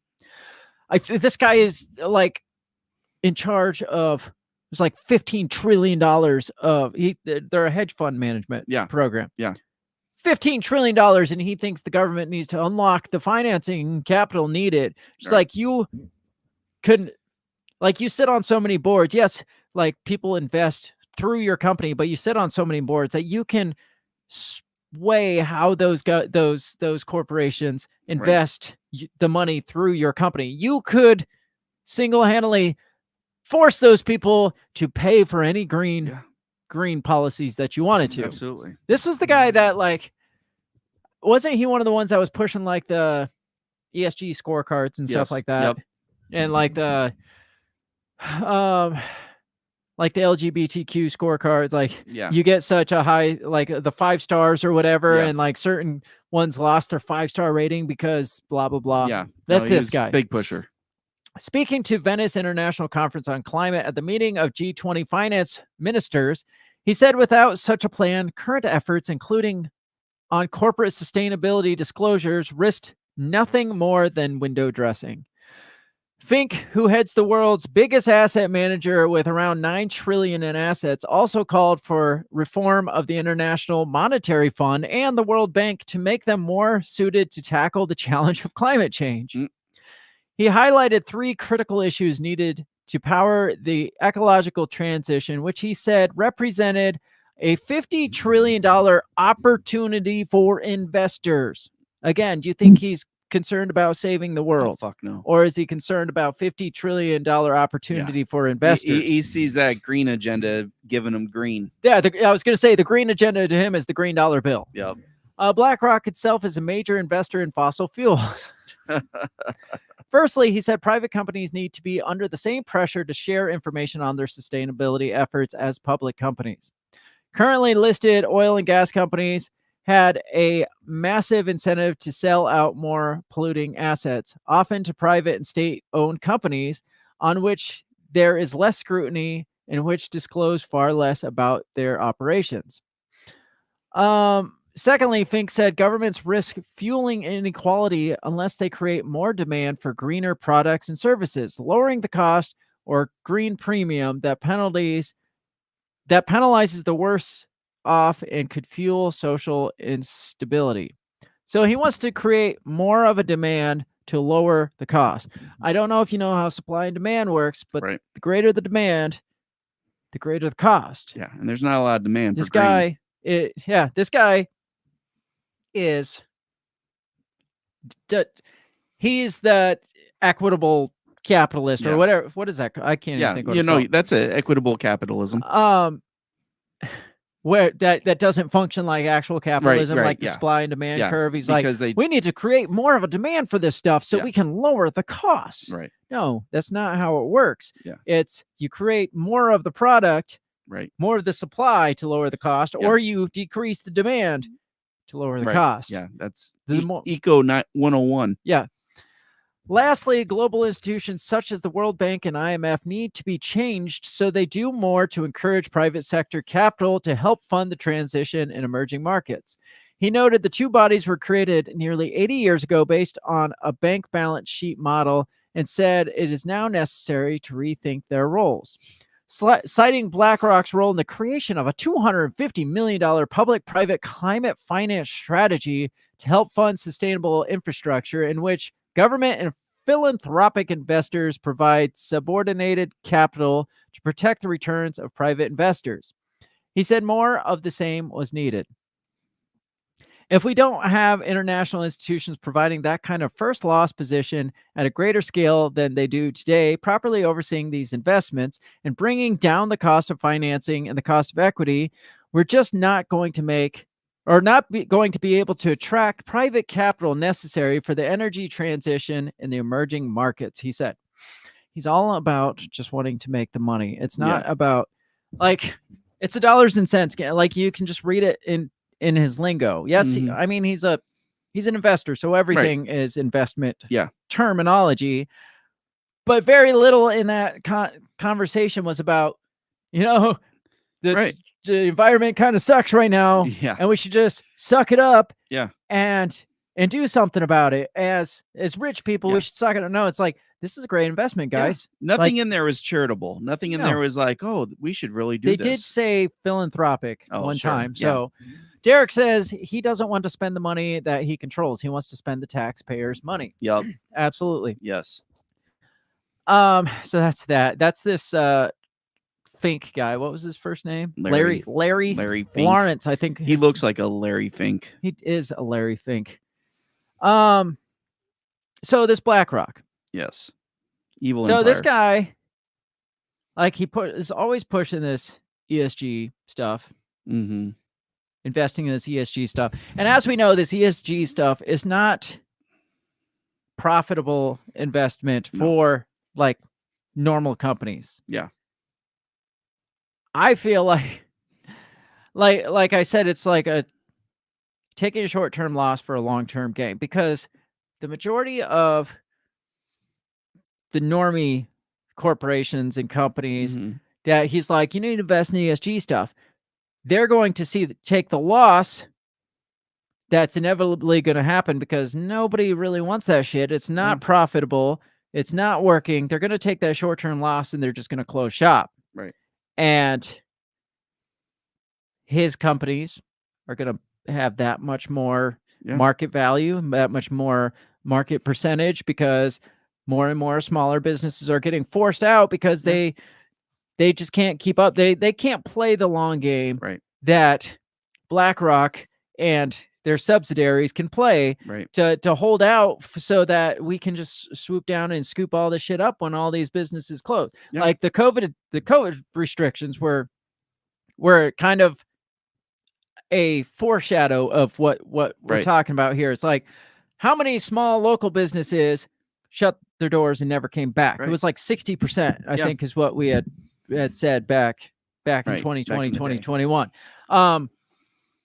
Amazon, Walmart, Target, all these companies flourished. Their values just shot, like, skyrocketed. Their market value, their market percentage, ownership, just it just freaking central, like, just what's it called, where you accumulated all the wealth into like one little couple of mega corporations and these mega CEOs, and all these little businesses shutter because they couldn't hold out long enough to make it through the freaking pains of shutting their business. Even with the freaking PPP loans, it's like there's what was it, like $60,000 per employee or something like that. It's just like, it just didn't work for a lot of companies, especially like small, like mom and pop shops that don't have that many employees to get the $60,000. It's just like, well, you just got, we just handed you $120,000. It's like, well, my business costs $40,000 a month just to operate. So what is your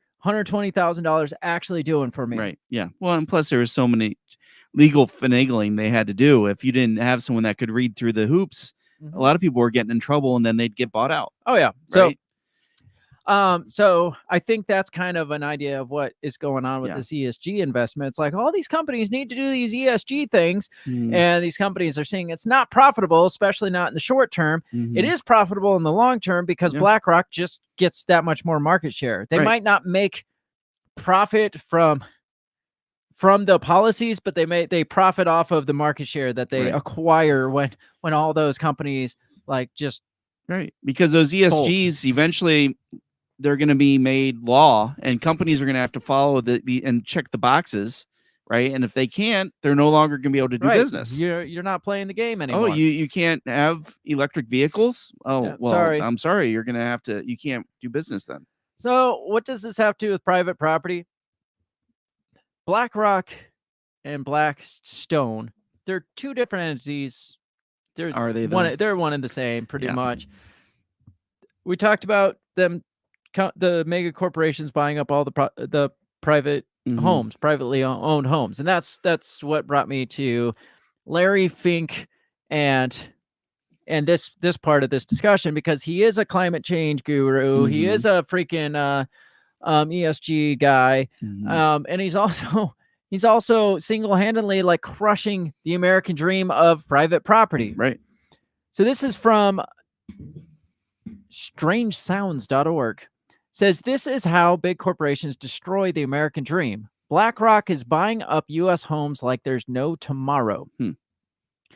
Home ownership has been long considered an important tool for building financial security and wealth, but it's becoming more difficult for Americans to achieve.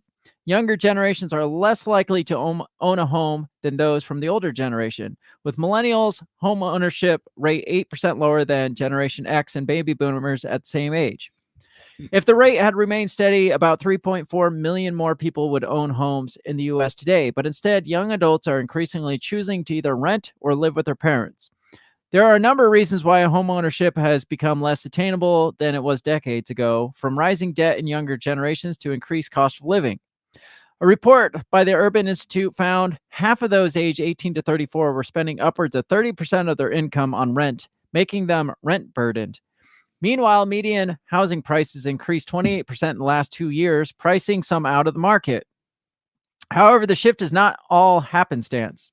In the first quarter of 2021, 15% of U.S. homes sold were purchased by corporate investors, not families looking to achieve their dreams. So when you get those statements that are like, well, there's just not enough homes, that's why there's this housing shortage. No, it's they're fabricating this housing shortage by buying them all up. It says, while they're competing with middle-class Americans for the homes, the average American has virtually no chance of winning a home over an investment firm, which may pay 20 to 50% over asking price in cash, sometimes scooping up entire neighborhoods at once so they can turn them into rentals. BlackRock is buying up U.S. houses. BlackRock is one of a number of companies mentioned by the Wall Street Journal in a recent expose. Yield-chasing investors are snapping up single-family homes, competing with ordinary Americans and driving up prices. The question is, why would institutional investors and BlackRock, which manages assets worth $5.7 trillion, it depends on who you ask, because the last one was $9 trillion, be interested in overpaying for modest single-family homes? When did this come out? This might have been a couple of years. Oh, this was 2021, so a couple of years ago. It says, to understand the answer, you must look at BlackRock's partners, which include the World Economic Forum and their extreme political and financial clout. In a Twitter thread posted by user Cultural Husbandry, it noted, says, BlackRock, Vanguard, and State Street control $20 trillion worth of assets. BlackRock alone has $10 billion a year surplus. This means 5 to 20% down. They can get mortgages on $130,000 to $170,000 homes every year, or they can outright buy $30,000 homes per year, or 30,000 homes per year. I was going to say, there's $30,000 homes, but BlackRock can buy 30,000 homes every single year. That's a lot of homes. That's a lot of homes. If the average American is pushed out of the housing market and most of the available housing is owned by the investment groups and corporations, you become beholden to them as your landlord.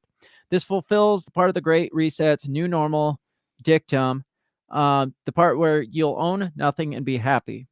This isn't a conspiracy theory. It's part of the WEF's 2030 agenda. Gets into BlackRock monopoly pretty much. Says New York Times and a majority of other legacy media are largely owned by BlackRock and Vanguard, the two largest asset management firms in the world, who also own parts of each other. Right. It doesn't end there, which also controls Big Pharma, and it doesn't end there. BlackRock and Vanguard are at the top of the pyramid that controls basically everything, but you don't hear about their terrifying monopoly because they also own media. We talked about all of this. You can watch all the details about BlackRock's monopoly in this video. Not going to watch that video. Sorry. Yeah, we already talked about it. Says the power of these two companies is beyond your imagination. Not only do they own a large part of stocks of nearly all big companies, but also the stocks of the investors in those companies. This gives them a complete monopoly. A Bloomberg report states both these companies in the year 2028 together will have investments in the amount of $20 trillion. That means they will own almost everything. Bloomberg calls BlackRock the fourth branch of the government because it's the only private agency that closely works with central banks. BlackRock lends money to the central bank, but it's also their advisor. Mm. It also develops the software that the central bank uses. Jeez. BlackRock itself is also owned by shareholders. The biggest shareholder is Vanguard. The elite who own Vanguard apparently don't like being in the spotlight, but of course they can't hide from who is willing to dig. Reports from Oxfam and Bloomberg say 1% of that 1% of the world together owns more money than 99%. Yes, we know that. Let's get past the economic forum stuff. Blackstone. This is one part I wanted to hit on because, again, BlackRock, Blackstone, about one and the same. It says another giant private equity firm, Blackstone, is also deeply entrenched in U.S. real estate. Blackstone is the largest landlord in the U.S., as well as the largest real estate company in the world. With a portfolio worth $325 billion, in June of 2021, Blackstone agreed to buy Home Partners of America, a company that rents single-family houses and 17,000 houses for $6 billion. Blackstone and BlackRock sound alike for a reason. Blackstone's co-founder, billionaire Steve Schwarzman, said during an interview on the Squawk Box that he and Fink started the business together and put up the initial capital. BlackRock used to be called Blackstone Financial, but Fink went off on his own. He said, Larry and I were sitting down and said, what do you think sort of about having a family named with Black in it? And BlackRock was born. So they're like, oh, we're going to go our separate ways, but we're going to. Yeah, we'll stay in touch. We'll be related. Blackstone became notorious for swooping in after the housing bubble burst and buying tens of thousands of homes at deeply discounted prices. They then turned them into single-family rentals, taking advantage of the recession. So they saw an opportunity. They're like, look at all these cheap homes here. Like the market crashed. All these homes are up for grabs. Right. They're super cheap. We could go buy all of those and turn them into rental properties. And that's how they kind of got their start for being these, like owning a lot of the rental properties, the majority of the rental properties. It says now with many struggling due to year-long business shutdowns and lockdowns and home prices rising, many Americans are having difficulty finding affordable single-family homes to buy. Oh, I missed a part. It says Blackstone built its rental home business with an advantage few, if any other buyers could match billions of dollars in credit from large banks. Its Invitation Homes subsidiary quickly became the largest single-family home landlord in the U.S. with 50,000 properties. Altogether, hedge funds, private equity firms, and real estate investment trusts have raised about $20 billion to purchase as many as 200,000 homes to rent. Oh. Gets in a BlackRock owning your house and Bill Gates wanting your farmland. We've talked about that enough. There was a part I wanted to read about the farms, though, because this kind of ties back in what we're talking about with Iowa. So this report, Earth Democracies, Connecting Rights of Mother Earth to Human Rights and Well-Being of All, says if feeding the world through chemicals and dwarf varieties bred for chemicals was the false narrative created to impose the Green Revolution, the new false narrative is sustainability and saving the planet. In the new net zero world, farmers will not be respected and rewarded as custodians of the land and caregivers, as Anadatas, the providers of our food and health. Net zero is a new strategy to get rid of small farmers, and first through digital farming and farming without farmers, and then through the burden of fake carbon accounting. Carbon offsets and the new accounting trick of net zero doesn't mean zero emissions. It means the rich polluters will continue to pollute and also grab the land and resources of those who have not polluted, indigenous people and small farmers, for carbon offsets. So their thought here is that they're snatching up the land for the carbon credits to offset their carbon use so they can keep producing whatever carbon they want. And like we said, shut down all these cow farms that are, well, we shut down 50 million cow farms. Yeah.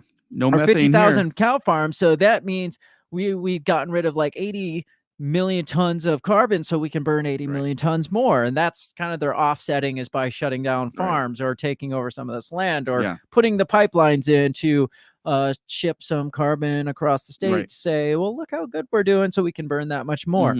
Again, shutting out the little farmer so they can keep being as shitty as they want. And also taking over that much more market control, that much more property, that much more capital Yeah. It's just all going to them in the name of the green agenda. Right. BlackRock is right at the forefront of it. Yeah. They're the ones profiting off of the green agenda. Right.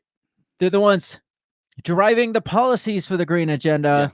And then they're also the promoters of the green agenda because they own all of it. Yeah. So they can get the media that they own to say that this is what we're supposed to do. Right. They can get the To save the planet. policymakers to make the policies for the investment. Their words, not mine, the investment of green energy. Right. For this great, what do they say, $50 trillion investment? Was that Yes. what he was saying back in 2021 or whatever? Yeah.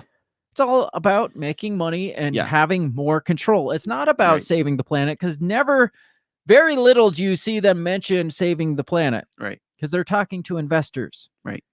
Investors don't care. They No. just don't care about investments. Exactly. So they term it for investors and say, this is a $50 trillion plan here. Right.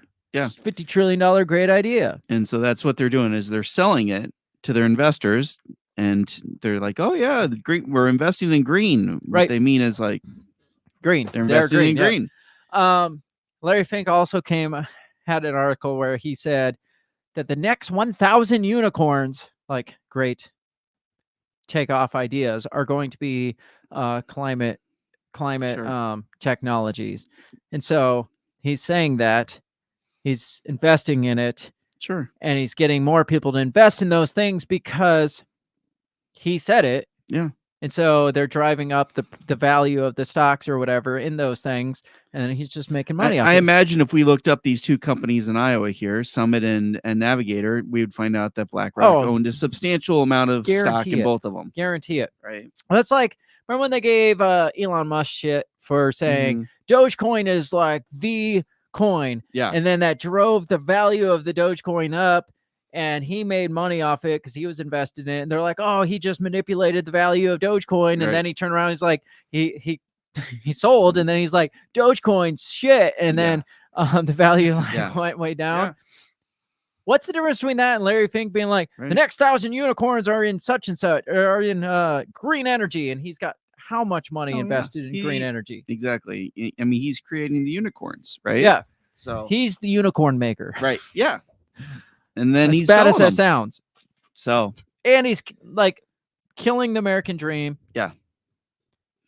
In the process by, his companies are just making billions off eminent domain, making billions off buying up all the property, like the private properties, and creating these overpriced rental properties, making home values, or not home value, but home costs shoot through the roof, but probably devaluing the home. Oh, absolutely. Yeah. Making it so you got to pay 25% sticker cost on your house. Right. Because they're fabricating this housing shortage. Yeah. Well, and then there's just not enough houses to go around because. Well, and that's the, like in New York and say like California, these bigger states, right? The housing development or housing markets are going to shit. So they move into the Midwest, Texas, Montana, right? Iowa, and they jack up the prices even more because they're willing to pay cash. Right. They're willing to pay double because they can. And then people, Joe Miller, farmer who's trying to, buy a house just for him and his family, they can't afford to pay that kind of prices. No. Hell no. And then your property taxes go up. So eventually you can't even afford the property taxes on your farm anymore. So you end up having to sell or have it taken from you because you can't pay taxes on it anymore. Yeah. It's like there is no such thing as private property when the government can say, oh, you can't afford your taxes on this. We just take your property. We'll just take this back. Yeah. It's not private property then. Right. Yeah. You're paying rent on it. Yeah. There is hope, though. I have found. I've come to find there is there's like a glimpse of hope in all of this. Still on track with these hedge funds buying up all the properties. There is a bill as of December 7th. There is a bill in Congress that will ban hedge funds from the housing market. Interesting. It won't go anywhere because these hedge fund guys are the ones that it's like term limits. Right. It's not going to go anywhere because these hedge fund guys push the policies. So obviously, but the fact that there is a bill proposed, I mean, somebody's probably going to get killed first of all. Right. Second of all, it's probably not going to go anywhere. This from Vice. It says a sweeping new bill introduced in Congress would essentially ban hedge funds and private equity firms from buying single-family homes. When did this come out? December 7th. Oh, wow. Okay. Hedge fund, private equity firms, and investment trusts have been snatching up single-family homes all around the country for years, creating concern that homeowners themselves will be pushed even further out of the market. But a sweeping new bill introduced by Senator Jeff Merkley and Washington Representative Adam Smith would, if enacted as written, essentially ban such corporate investors from the practice moving forward. The bill was introduced in both the U.S. Senate and U.S. House of Representatives Thursday, would over a 10-year period require hedge funds and large institutional investors to completely divest from single-family home ownership. In the next 10 years, a lot of shit could happen, though. Yeah. They're like, we need you to completely divest over the next 10 years. 2030 is within that 10-year It is, window. yes. A call called the End Hedge Fund Control of American Homes Act, the bill would require large funds to sell off 10% of their homes each year over a decade. We shouldn't allow private equity firms to buy up vast quantities of American homes and create a generation of lifelong renters. Congress needs to act fast and help promote access to safe, affordable housing and home ownership for American families, not Wall Street, Smith said in a press release. Now, if Adam Smith, representative from, where did they say he was from? From Washington, ends up mysteriously dead next week, we know why. It was Larry Fink. It was. The bill would require the IRS to tax large funds that fail to sell off single-family homes over that time frame. It already has some support in the House, where it's co-sponsored by U.S. Representatives Nikema Williams and Linda Sanchez, as well as in the Senate, where it is co-sponsored by Senator Tina Smith. I haven't heard of any of these senators. I haven't either. So it's probably not going to go anywhere. Derek says hedge funds have to sell them off so the government can own them. Yes, I was thinking that too. It's like there's something behind this. Right. They have to sell them off, and the government will probably buy it. So we're going to buy them up. Or they'll be like, well, you said single-family homes. We're just going to demo all our single-family homes and put up multi-family homes. Yeah. Right. What single-family homes? Yes. The bill defined a hedge fund as partnership corporations or real estate investment trusts that pool funds from investors and have 50 million or more in net value or assets under management, with exemptions for nonprofits and companies primarily focused on construction. Well, they'll work their way around it. They'll be like, well, we're a nonprofit. We'll just put in the Bill Gates Foundation or something like that. Hedge funds failing to report single-family home purchases would face $20,000 fine if they would go forward or go toward a housing down payment trust fund. Funds that fail to sell off their housing stock in the time frame required would face a tax of 50% of fair market value for each property, with funds also going to the housing trust fund. Merkley and Smith cite data from Urban Institute report that said in 2011, no single entity owned more than 1,000 single-family rental homes, whereas by June of 2022, hedge funds and institutional investors own a cumulative 574,000 single-family homes. So, 11 years ago, nobody owned more than 1,000 single-family units. 11 years later, these hedge funds own 574,000 single-family units. This includes large corporate owners like Invitation Homes, which owns more than 80,000 homes across the country. While corporate investors only own 5% of the nation's single-family housing stock, the ownership is often concentrated in majority Black and Latino neighborhoods, and in some neighborhoods, entire blocks have been purchased by investors. The practice has ramped up since the beginning of the pandemic, with 28% of all homes sold in 2022 going to institutional investors, according to Pew Charitable Trust. In 2021, a venture-funded company backed by Jeff Bezos and other billionaires also got in on the act. Institutional investors have also been buying up multifamily apartments. Tenants across the country have been fighting back by forming unions to demand maintenance and push for stronger regulation. So there's a bill out there that's supposedly going to end this, but do you think that bill goes anywhere? I would be highly surprised. BlackRock, Vanguards, Gates, the Bezoses of the world have so much power over the policy making. Oh yeah. Right. I mean, all they got to do is talking fund a kingmakers different here. candidate, Yeah, right? you're talking kingmakers here. Right, exactly. Like kingmaker Right. status, and these nobody, no name politicians Right. like Congress people, like, we're gonna put out a bill to end the kingmakers. Yeah. They're like, yeah, Yeah. good luck Good with luck, that. yeah. Good luck with that. I got your back. But the fact that this is out there means That somebody people are is thinking about with it. their head, Right, not with their exactly. pocketbooks. Right. Unless they're being paid off by another group. Like, well, and that's possible. we're not a hedge fund, though. Yeah. And that's highly possible. It is most likely. Another glimmer of hope, getting back to the Iowa thing. This Vivek Ramaswamy seems to be the one pushing against this eminent domain issue in Iowa. Yes. And I haven't really read much about Vivek Ramaswamy. Is that how you pronounce the name? Yes. Sounds good to me. I studied him a lot today, actually, as I was driving to and from Omaha. Yeah, he seems like he's got you hooked. I don't like everything he says, but he does say some things I like. Now, something to let you know about him is that he owns a what do you call it? Advancement company. Advancement company. Kind of like a BlackRock. Oh, like that is a competitor to BlackRock, but it's called the anti-ESG company. Oh, okay. So they're only investing in non-ESG stuff. Yes. So he's got his bets going the other way. Right. Ramaswamy, this is from the Gateway Pundit. It says Ramaswamy sheds light on the climate cult's plot to steal land from Americans. One of the major founding ideals behind the creation of the United States is being threatened now in Iowa, according to Republican presidential candidate Vivek Ramaswamy. John Locke's the enlightened thinker whose writings were reminded in the production of the Declaration of Independence, believed that the fundamental natural right of a man were life, liberty, and property, according to teach democracy. The last is now in danger, as Iowa farmers could be forced to sell their property so that carbon capture pipelines can crisscross the Midwest, Ramaswamy said in a video posted to X.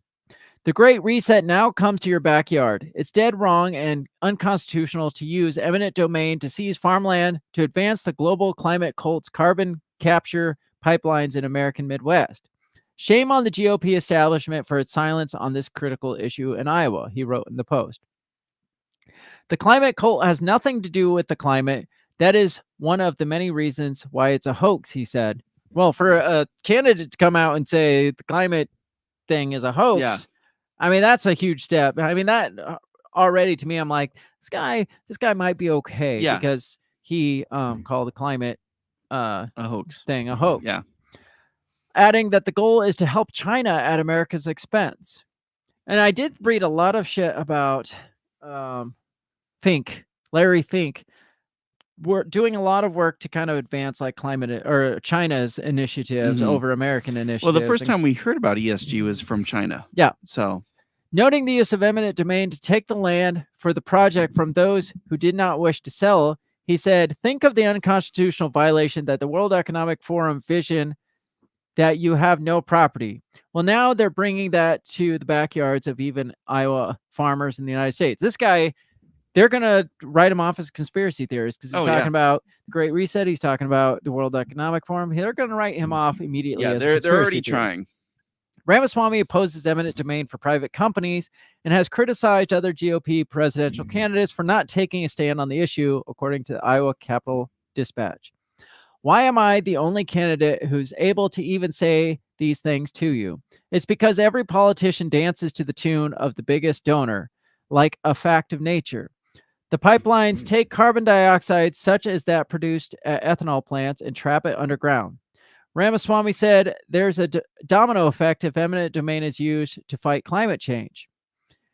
He says, ethanol plants are not the only things that emit carbon dioxide into the air. You mark my words, if that meets the test, that justifies the Biden administration or anybody else coming after him to be able to come into your home and seize your gas stove and leave a $50 check in your mailbox. Kathleen Stockdale, a corn and soybean farmer whose land has been identified for possible pipelines, said she worries about what might go wrong. If there was a leak on our farm, we will be dead. We are all in the kill zone. Then they talk about that Mississippi one that we talked about. It says carbon capture projects, which include pipelines such as the one being fought in Iowa, have already been funded with $1.8 billion in U.S. taxpayer dollars. More than $12 billion in bipartisan infrastructure law and Inflation Reduction Act is designated to build more projects. The projects do not always deliver what they promise, according to 2022 report. The report said 10 of 13 flagship carbon capture projects between 86 and 2019 either underperformed or abject failures. All that means Ramaswamy will fight against the pipelines in eminent domain. So we do have a candidate that's kind of standing up against this. Yeah. And he's standing up against ESG stuff. He's standing up against WEF. the WEF, the climate policies, all this stuff. So is this guy kind of a glimpse of hope? You read about him, listened about him. Yeah, like all day. there's a lot of things I like that he says, Such as? He's talking about closing down, large parts of the government, federal government. But will he though? Well, I don't Like, know. a lot I mean, of them he's say really that. big on, especially the FBI. He wants to close down the FBI. It must be. It's because he's brown, right? They must be And he talked investigating. about seeing if he could get Rand Paul to be in charge of the Fed. Oh, that might be So, interesting. Yeah. Why doesn't he just then shut down the Fed? Well, yeah. I mean, that would exactly. be the next step. Yeah. Well, he said his goal for them would be to reestablish the dollar. He should have Ron Paul in charge of the Fed because Ron Paul would absolutely. Well, he said Rand or Ron. Ron so, would absolutely yes. end the Fed. He talked about pardoning Julian Assange and Edward Snowden. Okay, that would be at least enticing for me to vote for the Right. guy. He's still not Josh Smith. No, he's not Josh Smith. He's not going to just wipe out the government, unfortunately. No. I did see he's very pro-Israel. Like very, very. No, actually, it was interesting. Did you watch that clip I sent you? I watched part of it, So- and I heard that him talking about being pro-Israel. That's the only. Well, part I he got. said that he supports Israel to do what they got to do. Oh yeah, I did Yeah. see that. He's like, I support their right to defend themselves in whatever way they see fit. Yeah. But I support their right to defend themselves, not us defending them, themselves, right. not us arming them, not us getting involved in any way. If they basically, that's their business. Yeah. Let them do whatever the hell they want. And he said by 2028, he said they should be totally independent of the United States. That'll never happen. Well, What does he say about Ukraine? he doesn't think we should be involved at all. So he We says shouldn't. Ukraine is not a democratic country. He says that the people in Belarus and all those countries that Putin has taken is that they've never had any kind of rights in Ukraine. Ukraine openly supported Nazis, and that we should not be supporting Ukraine at all. What is his nationality? Like his background? Indian. Indian. He's okay. Hindu. Okay. Oh, not But that matters, but I was just curious because he can't be like, I wouldn't think he'd be like Palestinian or something like yeah. that because of. So the interesting is with Taiwan is he's like, we have to support everything he says is we have to support U.S. interest first.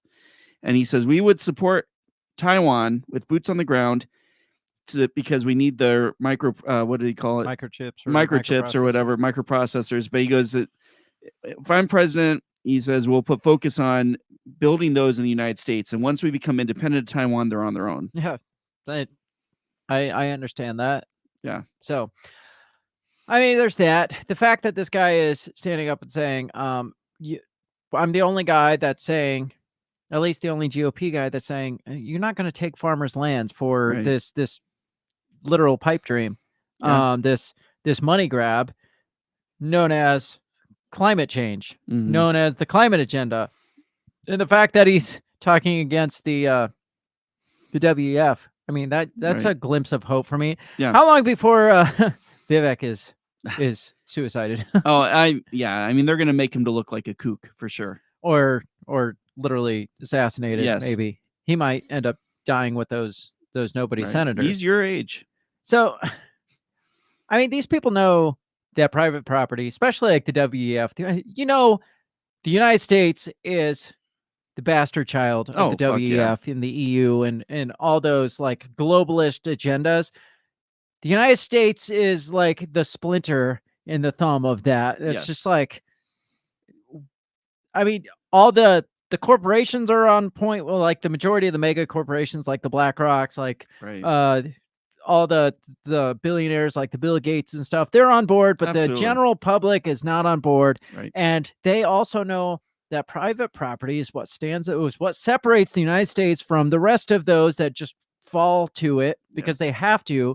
Our private property is the one thing that kind of separates from that. Yeah. And also, I don't know. It prevents them from achieving their overall globalist goal. That's why everything is like, well, we first convince them that they don't need private property. We buy up all the private property that we need, or that we can, and the private property we can't, we just swipe up an eminent domain saying, well, we need this for wind turbines and for gas pipelines and for or carbon emissions, not gas pipelines, because that's not environmentally friendly. It's carbon storage pipelines or whatever. Got to save the earth. Right.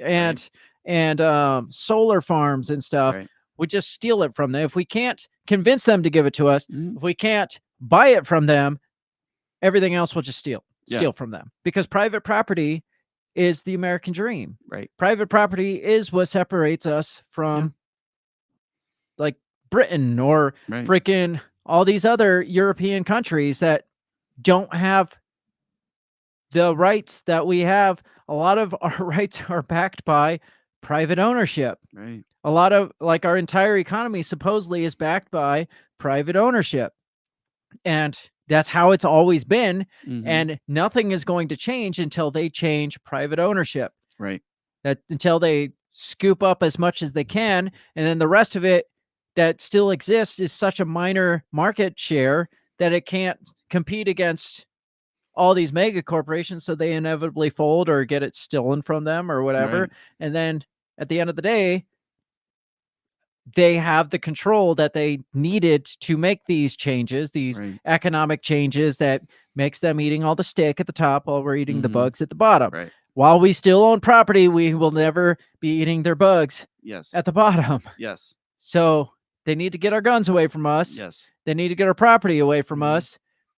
Another thing, if you don't have private property, don't really have right to guns, because they can, like, public land. I mean, they can make whatever laws on public land that they need to. Right. Absolutely. Or privately owned land. It's like, you can't carry a gun on my property because I said so. Or the government could say, well, you can't carry guns here. You can own a gun, but you can't carry it anywhere because private property kind of gives you a way to keep your guns too, because they can't make laws against that infringe on your right to carry arms, but they can make laws on their own property. Right. Exactly. I mean, it's their workaround on the Constitution. Yeah, exactly.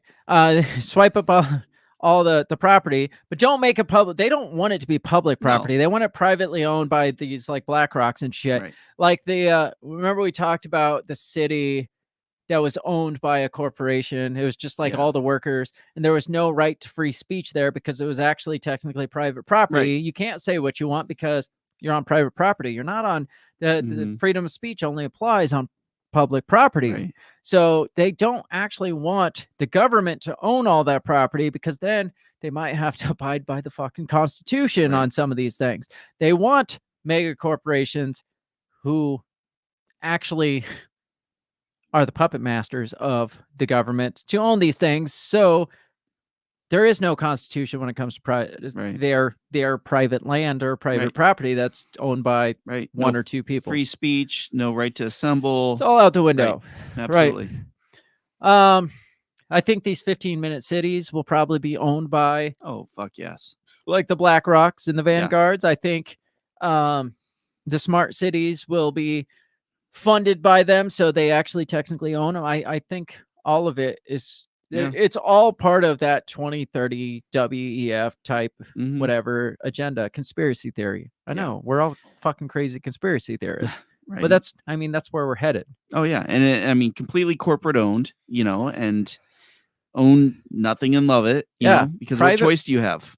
Private property is the one thing standing in the way of the Great Reset. Yes. That's why they want to get rid of that. That's why they want to convince you that you're selfish for owning private property. Mhm. That's why there's that article that's like, we need to redefine what the American dream is. It's not about owning property. It's like cheap, affordable rental Right, yeah, properties. right. That's the American dream. Yes. Everybody just wants cheap, affordable Yeah. rental properties. Don't you want a nice little apartment for your family? Yes, I do. And we'll make sure you're well And taken we'll give care you of. $7,000. Right. Yeah. And you can live in a school gym. Right. Yeah, exactly. It's You get a all cot. pointing at the same thing. Yeah. Fortunately, there are some politicians with a little bit of balls left out there that say, yeah, we don't want to do that. Yeah. The people don't want that. We do still work for the people. Yeah. Let's end hedge funds buying up all the property. Let's end this eminent domain abuse where these private corporations are just saying, I want that land. Yeah. We can Well, call it and- for economic value. And, and I just thought about this also, but you see it in big cities, and I saw it recently in Iowa City, is that police are no longer going after property crimes. Really? Yeah, they're not charging. It has to be a violent crime for them to go after it. So if someone comes in and steals your stuff, Jesus, they're not gonna go after it. there is no such thing as private property, so it doesn't matter. Right. Any final thoughts on this? We're over our time. Well, I think we're gonna see a lot more of this. Oh, you yeah. know, I mean, these guys may have failed, but in 2-3 years they're gonna try again. They'll regroup. They'll Yeah. push again. They'll come through with a different name. Yeah. And try to And now throw it's going more to be money. even more detrimental because Yep. we're that much closer to the Right. climate tipping point. Right. So we have to do it now. The closer we get to 2030, the more desperate they're going to get. Yep. And owning the media doesn't help because the media, who was it? Somebody, Al Gore came out. I think it was, Al Gore. Oh yeah, who does Climate guy. that? He also invented the Grandfather internet. Yeah, right. He said that that I don't know if he called it a threat to democracy, but access to private information like non-mainstream media is one of the greatest threats to democracy is basically Really? what he said. This climate guy Yeah. who invented the internet, basically said, all this access to all this free information, this is just a grave threat. We need to rein this shit back in. Yeah. They're getting desperate Mm-hmm. because until they completely rein in the internet, Yeah. there's always going to be free passive information out there, Yeah. which is why I think they're trying to restructure the internet and all that stuff Absolutely. too. It's all part of the plan. They are getting desperate. I do think there is still some hope out there. Yes. I'm not a doom and gloomer No. all the time, but I think this information still just needs to free flow out there, Absolutely. and people need to fight against all this shit. Yeah, because like I said, we hadn't heard about this carbon pipeline thing until you'd found an article. So What's that? Oh, the carbon pipeline yeah. is until you found that article, we hadn't even heard about that. Derek has a final thought. He said they already redefined what a vaccine is. Why not the American dream or private property? Yeah, that's true. absolutely. That's all I have. Yes. Look Oh. into the shit more. Look into like the Black Rocks. Look into this eminent domain pipeline stuff. They're going to be pushing a lot of the stuff down the pipe when it comes to like environmentally friendly stuff, the climate change stuff. You saw the CEO from JP Morgan Chase saying, we just need to take people's land to further this agenda. Yeah, call your representative, your senator, see if they give a shit. Mention this bill about keeping hedge funds out of private ownership. Right. That's all I got. Yeah, next me week too. is Christmas. We're going to talk Christmas next week. Extravaganza. Very Very extravagant. hopeful. Trainees and Jews. Yes. We'll catch you next week. Don't miss it. It's always a fun time. We always have guests on. We'll definitely have at least one guest on, hopefully. It's a good time. We'll see what we can get knocked out in the next week to make it as extravagant as previous years. And it'll be fun either way. Oh, yeah. It's always fun. It's always is. fun. It's just a time to like get away from the news and just bullshit. Yeah. Christmas, have some drinks, shoot the shit with some friends, and enjoy some comical relief. Usually, Absolutely. We will catch you next week. Don't miss it. Have a great rest of your week. We'll catch you Peace. next time. Goodbye. The Break the Bell podcast is brought to you by you. So pat yourself on the back because without you, we would be talking to ourselves. A special thanks to our Patreon members, Justin Zielinski, Remzo Martinez, Stephanie Parker, and T.O. Jacobson. A shout out to our sponsors, Run Your Mouth Coffee, Beyond the Run Podcast, and Goulash Media.